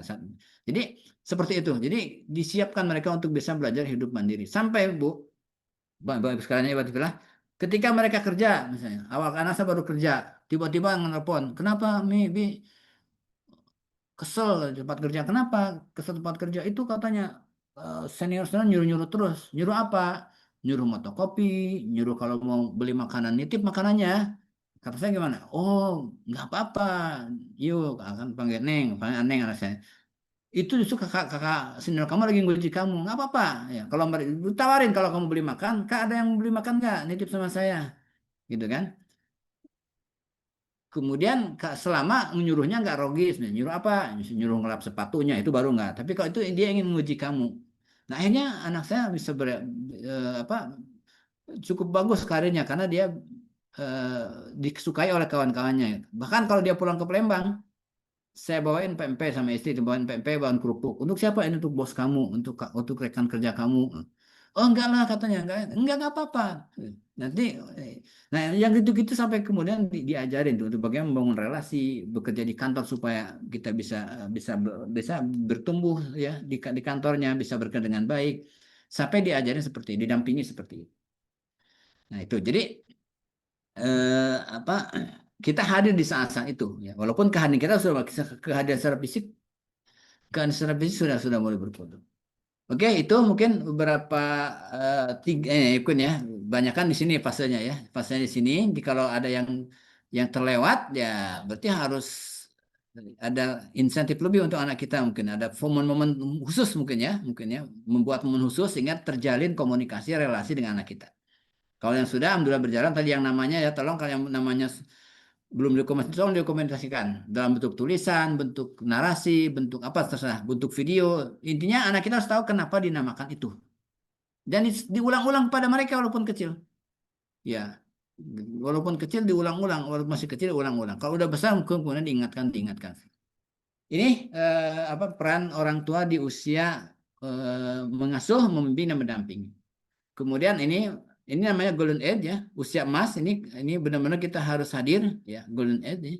Kemudian adalah golden. Nah, ini satu lagi ketika anak kita sekolah, maka kita harus membangun partnership, homeschool partnership. Harus bangun kemitraan dengan sekolah. Bapak Ibu sekalian ya. Jadi dulu anak saya ada berapa yang ini ada sekolah di negeri ya, itu saya rutin bertemu dengan gurunya, istri datang ke sekolah, bertemu dengan gurunya, nanya tentang anak segala macam. Apalagi kalau sekolah-sekolah IT ya punya kita rata-rata welcome orang tua orang sekolah dengan kita. Ya jadikan wali kelas atau guru anak kita. Kalau wali kelas atau guru anak kita lebih muda dari kita, adik, nah, panggillah, datanglah ke dia tuh, Dek, bantu kakak nih nitip anaknya ya. Kalau ada sesuatu tolong kasih kabar perkembangannya. Makasih kalau ada ini kan. Kalau dia lebih tua panggil kakak gitu kan. Ini kakak gitu. Jadi dengan guru anak kita di sekolah benar-benar kita membangun relasi. Gitu. Sehingga tersambung antara yang di sekolah dengan yang di rumah. Makanya saya di sekolah saya di Bina Ilmi kita buat program homeschool partnership gitu, menyadarkan orang tua untuk membangun relasi dengan sekolah sebaik mungkin. Karena apa? Tanggung jawab pendidik itu orang tua bukan sekolah. Gitu. Sehingga dia harus tahu, kemudian harus nerima ketika ada sesuatu yang berbeda misalkan. Kayak tadi saya mengalami anak saya dipersepsi berbeda oleh gurunya dengan di rumah. Saya ya jangan kemudian marah gitu kan, segala macam gitu kan. Justru kita cari titik tengah, gitu kan seperti itu. Nah, ini harus terbangun nih dengan sekolahnya. Apalagi fase-fase nanti menentukan jurusan atau memilih kuliah. Ini harus intensif datang ke sekolah dengan guru BK-nya tuh, dengan wali kelasnya gitu. Sehingga kemudian ketemu misalnya jurusan anak kita kalau mau kuliah jurusan yang pas. Jangan sampai kemudian anak-anak kita kalau kuliah masuk jadi kan ada himpunan himpunan-himpunan ya, mahasiswa ya. Ada satu himpunan mahasiswa namanya Hima Salju. Himpunan mahasiswa salah jurusan. Nah, gitu. Sayang gitu kan, sayang nanti kuliah di mana, kerja di mana kan sayang waktu yang kemudian terbuang. Optimal kalau dia memang the track. Nah, itu memang butuh kemudian perhatian kita untuk hadir di situ. Dan ini namanya golden life. Nah, ini masa-masa anak-anak kita golden life. Jadi masa-masa emas anak kita untuk memulai hidup. Sehingga usia 25 anak kita lepas. Ya, di usia 1925 kita dampingi anak kita sehingga dia kemudian usia 25 sudah lepas. Saya sudah spill ke anak-anak saya. Semua anak saya spill ketika mereka, nak, kalian 25 sudah punya pasangan dan sudah mandiri. Itu spill anak-anak saya begitu. Kalau belum bisa mandiri gimana, Bi? Gak apa-apa, kamu mandiri. Tapi kalau kurang-kurang nanti Abi bantu. Tetap kami bantu gitu kan. Namanya orang tua kan, tetap kita bantu. Tapi harus mandiri, nggak lagi bergantung kepada orang tua. Memang yang cukup bagus tuh di barat ya. Di barat tuh anak SMA-nya sudah bisa mandiri mereka. Kadang-kadang sudah seperti ini. Nah, kita memang lambat memandirikan anak gitu kan. Jadi anak-anak kita usia 25, ya, anak saya yang laki kan 25, kamu nikah. Dia nawar, nanti geser setahun ya, 26 ngumpulin duit dulu ya, oke. Kalau geser cuma setahun 2 tahun nggak apa gitu. Seperti itu. Jadi ini harus sampaikan ke anak kita ketika usia-usia itu usia mendamping itu mereka harus terbuka dengan kita berdialog. Dan itu akan didapat ketika di usia awalnya kita sudah hadir. Gitu. Maka jangan salahkan ketika tiba-tiba kita hadir, tiba-tiba anak kita mau memilih jurusan, tiba-tiba kita nggak tahu anak udah memilih jurusan apa gitu. Nah, kok di jurusan itu? Atau sebaliknya orang tua neken ke anaknya masuk ke dokter, padahal nggak mau. Padahal nggak bakat, nggak minat anaknya sendiri. Nah, itu jadi stres anaknya seperti itu kan. Oke, itu mungkin untuk 025. Nah, terakhir ini usia, nah ini sebagai pengetahuan aja ya. Ini usia, ini saya nih, anak-anak saya udah masuk usia ini.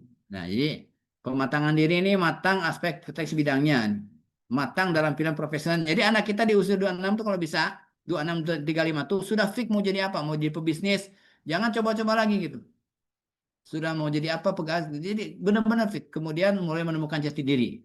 Dikenal dengan profesi bidangnya, dia sudah S2. Ini terkait dengan formalnya ya, S2 atau sederajat. Mungkin nggak mesti S2, tapi dia derajat pemikirannya sama dengan S2. Kemudian pematangan kemampuan, paham filosofi bidang profesinya, paham multi aspek pengetahuan, kemampuan lobby, pemanajemen kebijakan nasional, akhirnya sudah S3 atau sederajat. Kemudian pematangan peran, berperan tingkat internasional, ya, dikenal internasional, mengerti multi aspek profesinya dengan prosesnya, kemudian ini kaya pengalaman menjadi rujukan, menjadi maroji. Anak kita bisa berkontribusi. Maka di sini namanya kita berafiliasi, berpartisipasi, kemudian berkontribusi. Maka anak kita ada harapannya menjadi manusia terbaik ya, versi Rasul ya, itu yang memberikan manfaat kepada orang lain. Sehingga ketika kita meninggal, anak kita dalam keadaan memberikan banyak manfaat, wah luar biasa ya. Kita akan mendapatkan pahala dari buah kemanfaatan anak kita di akhirat itu. Ya. Akan mendapatkan insentif ya dari anak-anak kita. Buah dari apa? Buah dari pengasuhan kita, pembimbingan kita, pendampingan kita, dan buah dari penasihatan kita. Itu sekalian terkait dengan, nah baru kemudian apakah pertanyaan akan terbalik kepada lu tadi. Nah sekarang kita hadir nggak di setiap fase penting anak kita? Ya, kalau nggak hadir maka wajar kalau kemudian anak kita merasakan ketidakhadiran kita. Gitu. Ini bukan masalah panjangnya kita bersama mereka, ya. Bukan masalah panjang. Apalagi misalnya anaknya yang dipesantrenkan SMP, kita jangan menyerahkan sekolah kepada pesantrennya. Kita harus tetap membangun relasi dengan anak kita. Gitu kan tadi kan membangun relasi sehingga tetap pendampingan kita tetap pembimbingan kita tetap ada di situ. Seperti itu. Gitu ya. Jadi bukan tadi. Jadi tadi ada poin-poinnya. Nanti saya ini ada poin-poin yang setiap fase ada minimal 3 poin yang kita harus benar-benar hadir secara berkualitas di situ. Ya, berkualitas secara hadir di situ. Kalau terlanjur kita ada yang terlewat, maka kita harus merapel itu ya. Kalau bahasa gaji itu dirapel itu. Diulang kembali coba yang belum ya. Makanya nanti mungkin arahan DPP untuk berkumpul mungkin untuk mengulang. Kalau saya nggak mungkin lagi berkumpul dengan anak-anak dalam bersama gitu. Kecuali ada momen, kayak kemarin ada momen anak saya melahirkan, ya baru kumpul sekeluarga gitu. Jadi seperti itu ya. Itu mungkin dan terakhir nih, ini epilog. Nah ini epilog nih. Ini sebuah kesaksian ya, sebuah kesaksian. Ini tulisan anak saya. Jadi saya mencoba mengkonfirmasi apa yang saya lakukan. Saya konfirmasi kepada anak-anak. Ketika anak sudah besar ya.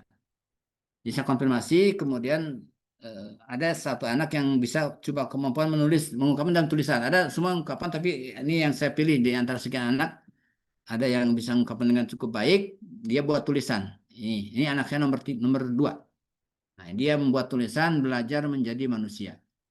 Ini terkait dengan rumah, ya. Jadi dia mengatakan saya belajar banyak di rumah. Nah, jadi dia mengatakan saya belajar banyak di rumah, saya belajar bicara, berjalan, membaca.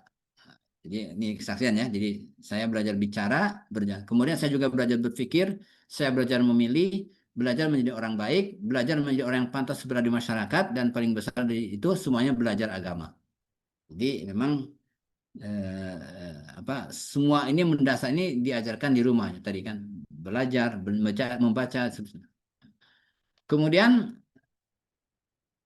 ketika saya tumbuh dewasa, dia sudah lewat SMA ya, saya ada orang yang jatuh cinta pada ilmu ya. Jadi karena rumah sekolah, jadi kemudian ya otomatis dia mencintai ilmu.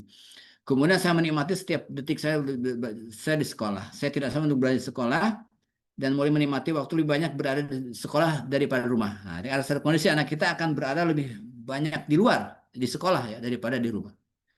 Tapi semakin saya bertambah dewasa, semakin saya jauh dari rumah, dia kuliah jauh ya, kemudian saya milih menyeberang untuk mencari ilmu saking cintanya. Nah, tapi sejauh apapun saya melangkah untuk mencari ilmu, saya tahu tidak ada tempat belajar yang ilmunya mendarah daging, tertanam kuat dan mencengkeram sampai ke nadi saya lebih dari rumah. Nah, di rumah itu menjadi tempat dia sudah merasakan rumah adalah tempat yang paling belajar yang ilmunya tuh mendarah daging gitu. Artinya udah ya mendarah daging ada udah bercampur ya. Ya, tadi kan kayak Nabi Yusuf tadi ya, betapa ayahnya hadir di saat-saat kritis. Ya, kemudian saya mulai belajar menjadi orang berilmu di sekolah. Saya mungkin belajar menjadi orang berilmu di sekolah, tapi saya belajar menjadi manusia di rumah. Nah, jadi belajar menjadi manusia di rumah. Sejauh apapun saya melangkah mencari ilmu, saya milih rumah sebagai tempat belajar favorit saya. Nah, jadi kenangan rumah itu harus dibuat tertanam kuat dalam anak kita. Nah, jika di sekolah saya belajar membuat laporan keuangan, di rumah saya belajar untuk menjadi manusia jujur dalam melakukan apapun. Jika di sekolah saya belajar ilmu manajemen dan komunikasi perusahaan, di rumah saya belajar menjadi manusia berlisan mulia. Nah, jadi kan bicara tuh kita yang ngajarin. Kemudian jika sekolah saya belajar matematika, di rumah saya belajar menjadi manusia yang bermanfaat. Nah, terakhir kemudian sekolah mengajarkan banyak hal, tapi rumah mengajarkan saya menjadi manusia. Jadi berada di dua tersebut, saya menjadi manusia berilmu dan saya jatuh cinta dengan sempurna. Jadi ini salah satu tulisan dari saya, jadi menceritakan tentang bahwa rumah itu adalah menjadi sekolah yang utama dan pertama bagi dia, sehingga sampai sekarang pun masih tertanam dalam dirinya. Itu mungkin sebagai ya sharing ya. Saya tidak menyentuh langsung terkait dengan fatherlessnya, tapi saya ingin mengajak kembali kepada hal mendasar tentang kita mengelola keluarga kita ya. Hubungan antara kita dengan suami istri kita, itu mungkin tema khusus ya. Membangun sehingga rumah kita benar menjadi surga, baiti jannati, home sweet home. Kemudian yang kedua, kita bersama dengan istri kita, pasangan kita, membangun rumah kita menjadi sebuah sekolah bagi anak kita gitu ya. Sekolah pertama dan utama. Boleh nanti untuk kebutuhan pendidikan yang lain kita outsourcing dengan pesantren, outsourcing dengan sekolah IT, outsourcing dengan sekolah mana. Tapi tetap sekolah utama anak kita adalah di rumah kita, dan kita hadir nanti di situ. Nah, maka kehadiran kita itu akan menentukan sejauh mana les atau tidak lesnya gitu ya. Les atau tidak lesnya kita gitu kan. Kalau kita memang tidak hadir, tidak pernah hadir dalam poin-poin yang saya sebutkan, itu diyakini kita akan les. Tapi kita refleksi, kalau ada yang les, ada yang hilang, terlewat di fase-fase sebelumnya, ya kita nanti bayar deh dengan apa? Dengan sesuatu yang lebih intensif lagi kepada anak kita. Maka sekarang coba bicara dengan anak kita ya. Coba kalau bagus anak kita dibuatkan untuk bercerita tentang kita, ceritakan tentang rumah kita, ceritakan tentang kita gitu. Dan ketika menemukan hal yang negatif, coba kita perbaiki itu. Gitu ya. Itu mungkin yang bisa saya sampaikan ya, terkait dengan fenomena fatherless ya. Jadi sekarang jawab mitos atau fakta nih? Mitos atau fakta nih? Masing-masing mungkin silakan menjawab masing-masing ya. Ya, kalau bagi saya itu mitos. Kalau bagi saya pribadi, fatherless itu adalah mitos. Ini saya pribadi ya. Kalau saya pribadi mengatakan father itu mitos lah bagi saya. Mungkin yang lain silakan, mungkin masing-masing bisa menilai. Nanti insya Allah nanti saya kirim ini ya ke Bu Selvi, nanti saya kirim materinya. Mudah-mudahan bisa menjadi bahan diskusi antara suami dan istri, melakukan refleksi masing-masing ya. Tidak usah saling menyalahkan ayah dan ibu tuh ya. Nggak saling menyalahkan. Kadang-kadang bisa bertukar peran gitu ya. Bisa bertukar peran. Ada satu fase dalam hidup, saya juga pernah mengalami ya. Ada satu fase dalam hidup, saya resign dari satu tempat kerja, kemudian untuk mencari kerja baru belum ketemu, akhirnya istri yang kemudian mengambil peran. Ada bisa fase itu kan. Sehingga kemudian saya lebih banyak di rumah. Ketika saya dapat, balik lagi. Jadi seperti itulah, itu dalam peran kehidupan kan dinamikanya masing-masing berbeda, masing-masing berbeda. Tapi yang jelas tadi, kita punya kesamaan visi membangun keluarga kita ya, sebagai surga dengan istri kita dan sebagai sekolah dengan anak-anak kita. Itu yang harus kita tanamkan dalam diri kita. Demikian mungkin yang bisa sampaikan. Assalamualaikum warahmatullahi wabarakatuh.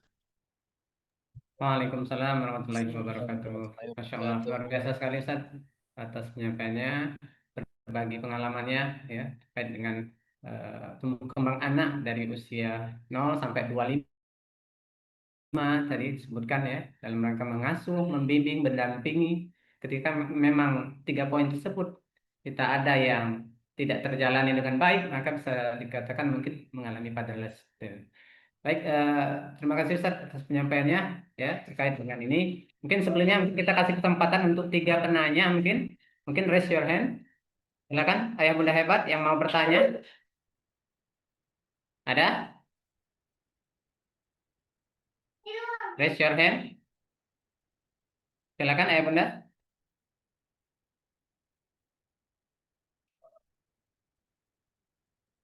Ya, malu-malu nih sepertinya ayah bunda ya.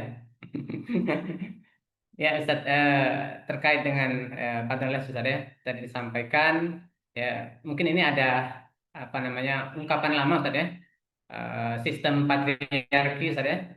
Nah itu kan ya sistem patriarki yang menyatakan bahwa urusan anak itu ya orang itu urusan ibu itu kan di domestik ya kan. Domestik kemudian ngurusin anak. Kemudian sedangkan peran dari seorang ayah adalah ya di publik gitu, di umum gitu kan. Nah ini artinya perlu dirubah saya mindset seperti ini yang perlu kita rubah saat ini. Itu artinya ada berbagi peran gitu kan, terkait dengan tumbuh kembang anak ini gitu, antara ibu dengan ayah. Tadi disampaikan kan ibu adalah madrasatul ula, kemudian sebagai wali kelas, kemudian ayah juga sebagai kepala sekolah, Ustaz ya. Itu.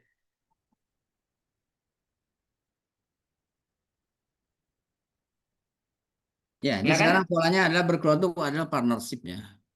Hmm. Memang kalau SK-nya udah ada, SK dari Allah kan Ar-Rijalu Qawwamuna 'alan Nisa, laki-laki sebagai pemimpinnya gitu. SK-nya Iya. ya, SK dari Allah. Tapi dalam pelaksanaan kita sekarang partnership.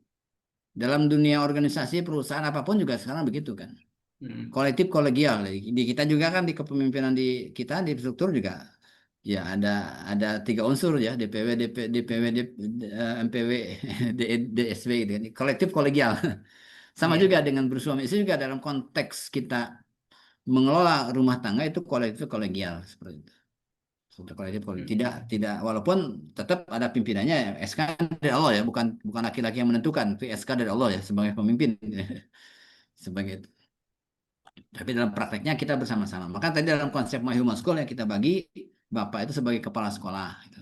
Sedangkan ibu sebagai wali kelasnya, gitu kan. Karena mungkin ibu akan lebih banyak mendominasi dalam keseharian dengan anak, gitu. Karena memang secara psikologis anak akan lebih dekat secara umum ya, secara umum akan tersambung ke ibu, karena mungkin dia yang melahirkan segala macam gitu.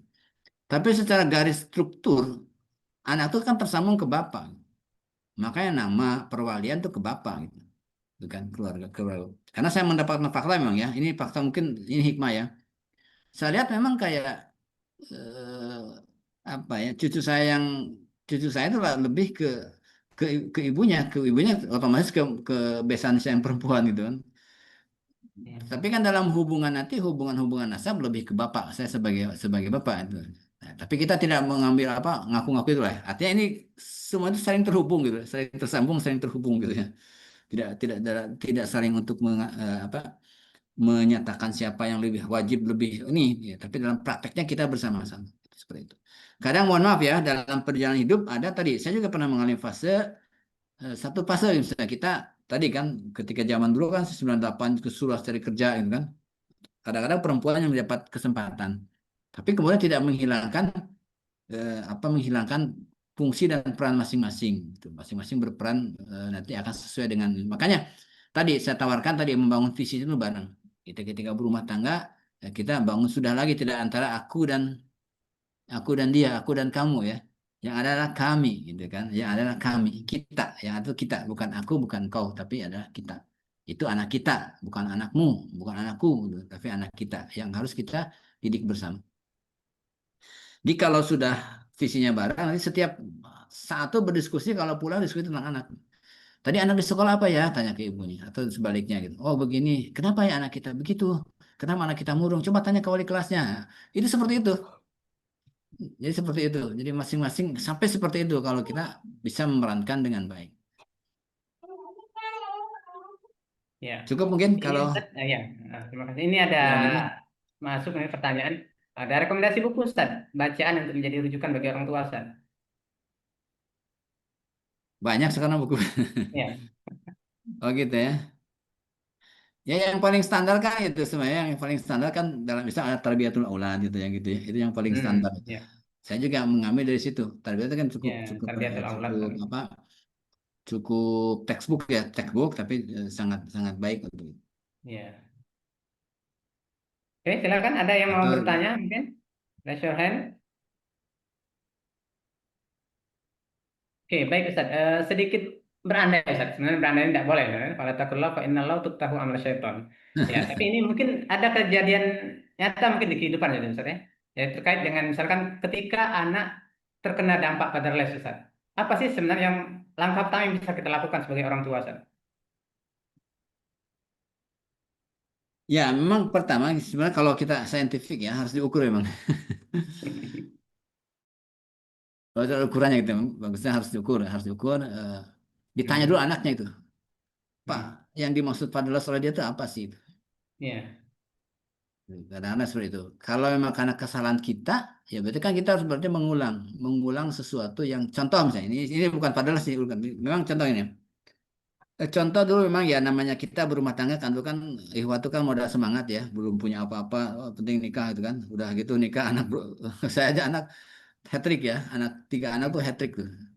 Bukan hanya Ronaldo yang bisa hat-trick ya, punya anak juga hat-trick gitu. Jadi kelahirannya beruntun gitu, 95, 96, 97 gitu ya. Jika memang ya kondisi ekonomi juga agak ya cukup lah, cukup tidak sampai ini ya. Nah, sering anak-anak tuh mengungkap di usia dewasa, ya, ini kadang-kadang lucu-lucuan anak saya tuh, dia pernah teringat rupanya anak saya, Pak. Anak saya teringat yang udah besar, dia teringat cerita lagi ketika kumpul ya, cerita mungkin cerita lucu-lucuan ya sebenarnya. Ingat katanya Neng dulu pernah beli manggil siomay, mang siomay, udah datang masuk ke rumah, nggak boleh sama Abi, nggak ada duit abinya. Jadi dia ngebatalin beli siomay itu teringat katanya. Ya sudah kalau gitu sekarang Abi gantilah gitu. Sekarang anak kamu mau apa? Mau mau ini Bi, mau dibeliin anting. Oke, udah, Abi beliin anting. Itu bayar kamu yang dulu kamu nggak jadi beli siomay. Jadi membalas dengan itu maksudnya. Jadi harus ditanya nih anaknya tuh. Memang harus ketemu Ya. nih anaknya. Apa yang membuat dikomplain dari kita? Oh ayah dulu nggak pernah, kenapa nggak pernah hadir ikut mengambil rapot, orang-orang lain mengambil rapot ayahnya, ibunya, ayah nggak pernah datang, Abi. Nah, Ya. berarti apa? Apa sekarang nih, nah kan udah kamu udah nggak lagi sekolah, udah kuliah apa? Nah, itu jadi seperti dibalas, ada itu ya kalau dia harus harus by case ya kalau kita misalnya anak kita misalnya dengan si kita sikapnya buruk, kenapa ditanya apa sih? Abi suka marah, Abi pernah jewer saya, Abi nah, itu minta maaf gitu kan. Nanti apa yang harus Abi perbaiki sehingga kamu kan? Ya. Kayak saya contoh tadi gitu. Jadi saya dulu ini ke cucu saya agak ini. Coba akhirnya ketika cucu saya lahir, anak saya langsung buat tabungan tuh. Ki, saya Aki ini tabungan Aisyah ya, anak saya, cucu saya. Ini Aisyah, oh ya udah nanti Aki isi ini, gitu. Nggak pernah minta duit untuk sehari-hari, tapi untuk cucu. Nah inilah balasan apa? Dulu Abi nggak pernah ngasih jajan kamu, sekarang cucu aja gitu. Seperti itu. Jadi ada ini yang praktek contoh yang sifatnya lebih ke material ya. Tapi kalau Ya. yang bentuknya mungkin non material, nah kita harus gali anak kita, harus gali. Kalau tahapnya udah parah, mungkin kita menggunakan jasa konsultan psikologi bisa perlu. Ya, harus ketemu tadi, balik lagi ke tadi, ketemu apa fadalusnya. Jangan sampai kita, oh jangan-jangan karena ini. Jadi kayak orang mabuk cari cari kunci tadi kan, nggak selesai. Ya. Nggak selesai gitu kan. Jadi kita harus harus berubah. Contoh kan ada kemarin saya lihat ada lagu Ayah ya, lagunya Ebit ya, yang dinyanyikan oleh Iwan Fals dan Ebit kan pernah ada lihat tuh. Ya, Itu kan cerita tentang anak dan ayah gitu kan. Ya, akhirnya di usia dewasa anaknya menyadari, ayahnya pun menyadari apa kekurangan masing-masing gitu kan. Anak juga sadar, ayahnya juga kemudian tersadar juga gitu. Kan itu. Titip rindu buat ayah itu yang ada tuh ada. Ada yang dinyanyikan oleh Ebit G. Ade dan Iwan Fals tuh ada. Ada kolaborasi Ebit G. Ade dan Iwan Fals tuh. Mereka menyanyikan lagu Ebit, titip, titip rindu buat ayah. Kemudian mereka juga berdua menyanyikan lagu apa Ibu yang Iwan Fals dinyanyikan oleh Ebit dan Iwan Fals juga tuh. Bagus tuh. Gitu ya. Jadi kita mencoba ya, untuk gitu, mengembali. ya. Saya juga Selain sekarang yang begitu. kaitan, Saya ya. saya juga sering bertanya ke anak apa yang dulu Abi kurang. Hmm. Bahkan ada ungkapan anak saya satu orang, oh sekarang ke Umi ya, Umi itu sekarang jadi apa? Jadi peri, ibu peri katanya. Kalau dulu kan marah-marah katanya. Dulu kan Umi nggak punya duit, jadi sering marah. Anak minta duit nggak dikasih, marah. Gitu. Seperti itu. Ya, ya, artinya memang harus ditanya langsung, Ustaz ya. Ya ditanya Karena dan digali. apa? Ya. Tapi Ya, belum. apalagi konteksnya mungkin dalam dunia pendidikan, ya, melihat apa namanya perilaku anak kok agresif, itu kan Nah ya. impulsif segala macam. Nah, ini kan harus memang ditanya langsung situ. Ya, Komunikasi dengan wali kelas, dengan pihak sekolah, itu dengan ya, orang-orang. Mungkin dengan wali kelasnya dia bisa bisa apa?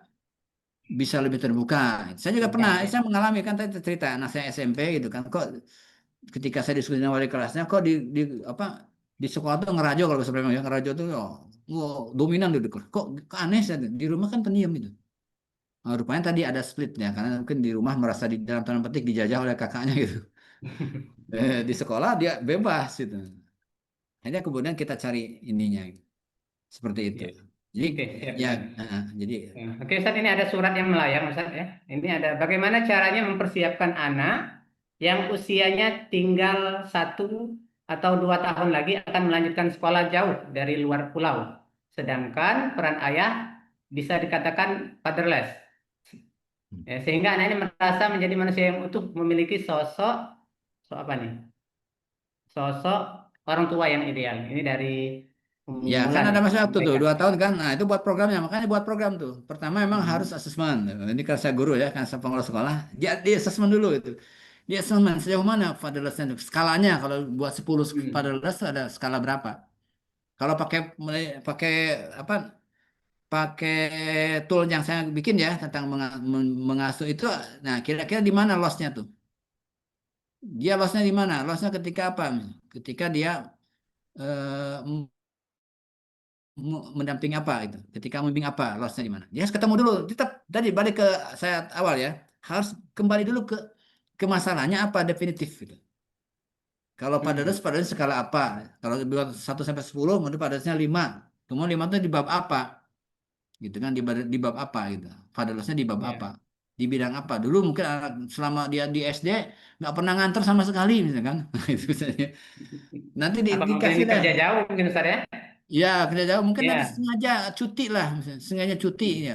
Mungkin selama di sekolah SMP atau SD-nya tuh tiap hari cuti ya. Kalau yang bisa kerja di apa di perminyakan kan ada pola seminggu 2 minggu gitu ya di rumah. Ya. Nah, tuh sengaja di, di masa itu di, diantar jemputnya anak ditungguin kalau bisa di sekolahnya tuh. Nah, gitu. Jadi ada balas gitu. Nanti anak juga akan merasakan.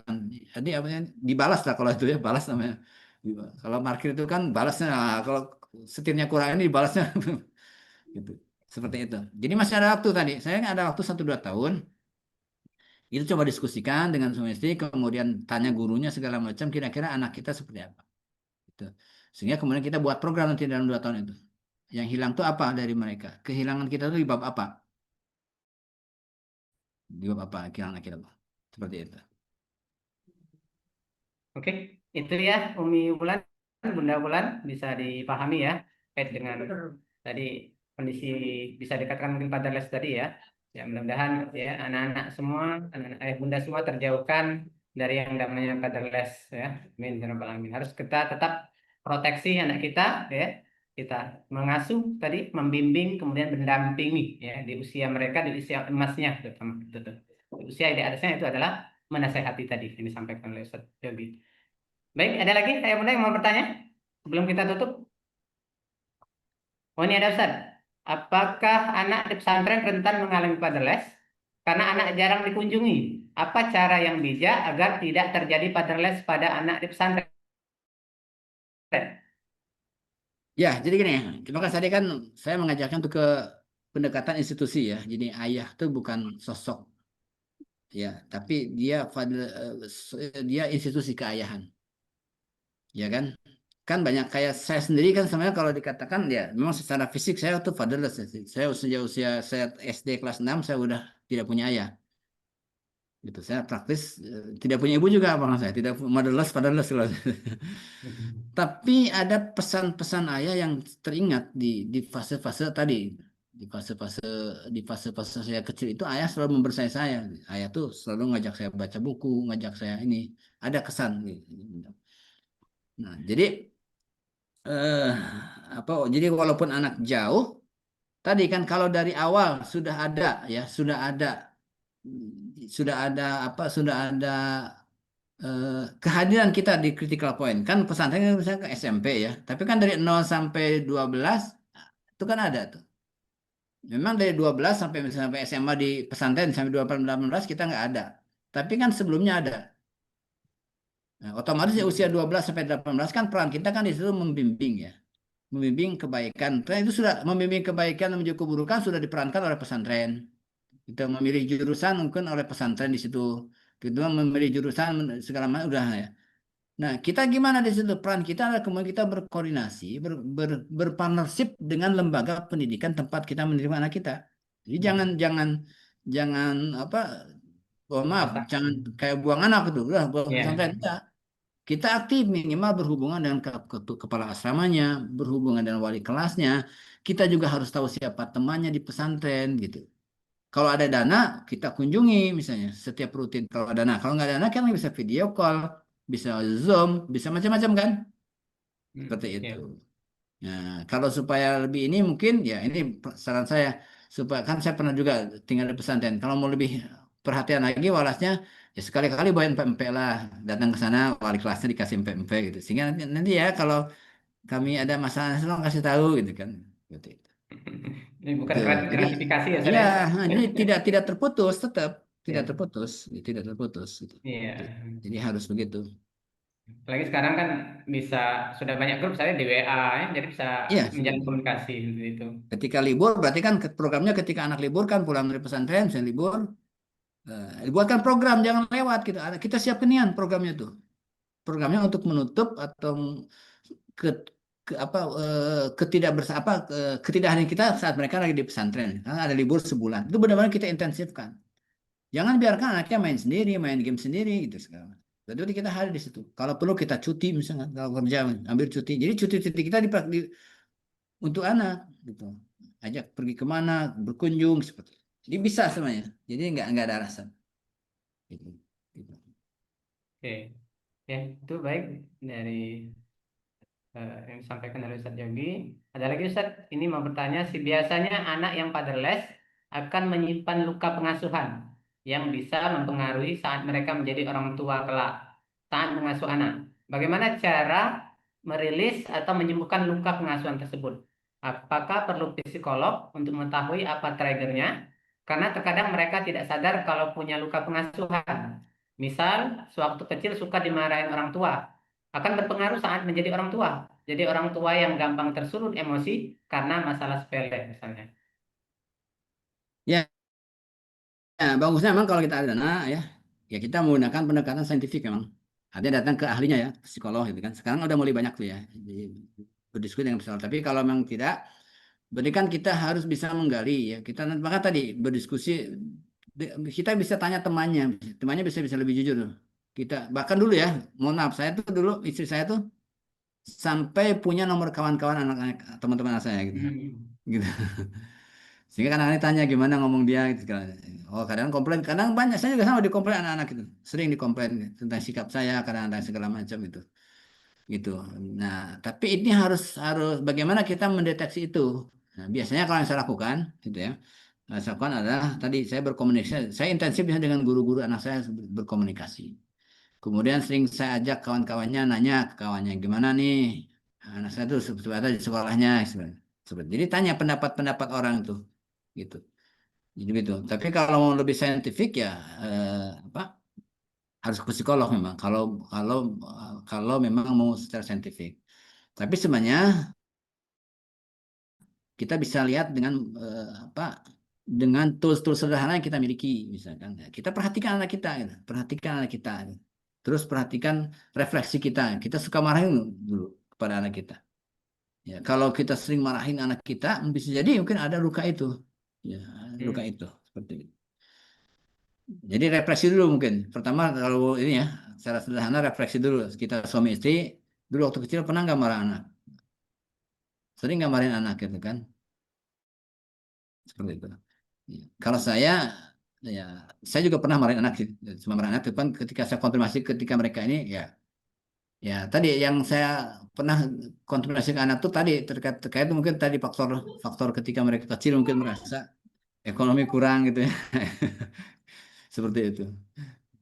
Ya, baik itu eh, dari Umi Puji tadi ya. Sebelum tadi dari dari Ya tadi Ustaz jadi coba juga. kita refleksi dulu. Kita pernah marah Hmm. nggak dengan anak tuh? Coba Iya. kalau bisa kita data, pernah nggak anak kita sampai mesti jewer anak segala macam? Ya. Kemudian lihat anak kita gitu. Tanya ke temannya, tanya ke gurunya kira-kira gimana. Di sekolahnya untuk pendiam atau segala macam. Dari data itu kan kemudian kita bisa bisa telusuri. Ya, artinya memang penuh apa kehati-hatian misalnya di usia mereka ini, di usia emasnya ini, jangan sampai nanti ucapan kita di antara mungkin menjadi darah daging gitu kan, daging mereka diingat Ya, selalu mereka. Baik, mungkin kita cukupkan Ustaz ya, karena waktu sudah menunjukkan hampir pukul 12. Ya, terima kasih Ustaz, jazakumullah khairal jaza atas kesempatannya, waktunya ya untuk mengisi di acara mungkin pertama kali nih, Ustaz ya. Iya, pertama kali di kami ya, DPD PKS Soban Ilir ya. Ya, mudah-mudahan ini bisa berlanjut terus Ustaz ya, insya Allah. Ya, syukron Ustaz ya. Kemudian juga terima kasih ya. kepada ayah bunda yang masih setia standby di sini ya, yang telah hadir menyempatkan waktu luar biasa sekali. Ya, mungkin satu ucapan penutup Ustaz untuk ayah bunda di sini. Ya tadi saran saya kita ini kalau meminjam istilah dunia marketing kita harus membangun positioning yang positif dengan anak kita. Hmm. Jadi positioning itu apa persepsi anak kita terhadap kita. Itu. Jadi kita harus bangun. Misalnya contoh eh, ini saya pengalaman saya lah. Jadi saya hanya sebentar dengan ayah 12 tahun. Saya alhamdulillah sekarang hobi saya itu membaca dan menulis itu hobi saya. Kenapa itu? Karena bayangan masa kecil saya kalau lihat ayah gitu. Bapak saya itu kan memang guru karena bapak saya kebetulan guru ya. Bapak saya itu Hmm. kalau saya dalam bayangan saya bapak saya itu adalah orang laki-laki yang lagi baca buku atau ngetik gitu ya. Itu bayangan saya tentang ayah.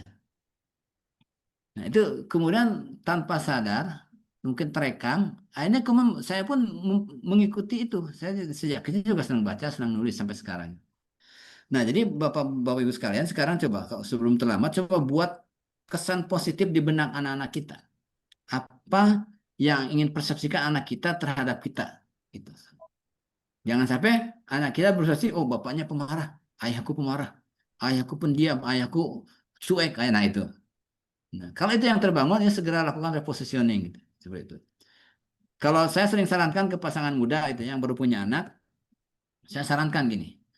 eh, kalau pokoknya sejak anak brojol lahir, suara yang terdengar di telinga dia adalah suara kita. Kita azanin, kita komatin, atau kita syahadat, atau kita salawatin. Kemudian jangan biarkan anak-anak apa mendengar Quran, baca Quran dari sound, dari video. Kamu sendiri yang baca Quran, bisa di telinga anak. Sehingga yang terdengar oleh mereka suara itu suara apa? Suara ayah ibunya. Kemudian kalau anak kita sudah mulai melihat, kalau kita misalnya nggak senang baca, pura-pura senang baca. Lihat, anak kita lagi apalagi duduk baca, gitu. Lagi baca Quran, sehingga kesannya terbayang di anak itu positif. Gitu. Ya itu. Jadi seperti saya coba bangun sesuatu apa yang dipersepsikan anak kita terhadap kita. Anak kita ingin mempersepsikan terhadap kita, maka dibangun dari sekarang. Dibangun dari sekarang. gitu. Nah, itu namanya positioning. Jadi nanti saya kirim tulisan saya tentang membangun positioning ayah gitu, atau ibu. Itu mungkin saya. Oke, baik. Syukron Ustaz atas jangannya pada pagi menjelang siang hari ini. Mudah-mudahan sangat bermanfaat sekali bagi kita semuanya. Baik, tibalah kita di penghujung acara, yaitu penutup. Marilah sama-sama kita tutup dengan mengucapkan lafaz alhamdulillah. Alhamdulillah rabbil alamin, disempurnakan dengan kafaratul majelis. Subhanakallahumma wa bihamdika asyhadu an la ilaha illa anta astaghfiruka wa atubu ilaik. Saya selaku host ya, untuk menemani kalian selama dari pagi hingga siang hari ini. Mohon maaf apabila terdapat kesalahan. Terima kasih atas segala perhatian, mohon maaf atas segala kekurangan. Malah kita akhir acara ini sedikit pantun dari host. Terasi enak dari Turun Selapan, dijual sampai ke beberapa kabupaten. Terima kasih kami ucapkan kepada hadirin sekalian. Acara ini sungguh sangat paten. Terima kasih semuanya. Jazakumullah khairal jaza. Nanti Ustaz ada sedikit kenangan dari kami Ustaz ya. Nanti akan dihubungi lebih lanjut. Syukran semuanya. Jazakumullah khairal jaza. Akhir kalam. Wassalamualaikum warahmatullahi wabarakatuh. Waalaikumsalam. Waalaikumsalam Ya, warahmatullahi sampai ketemu lagi ya. Ya Ustaz.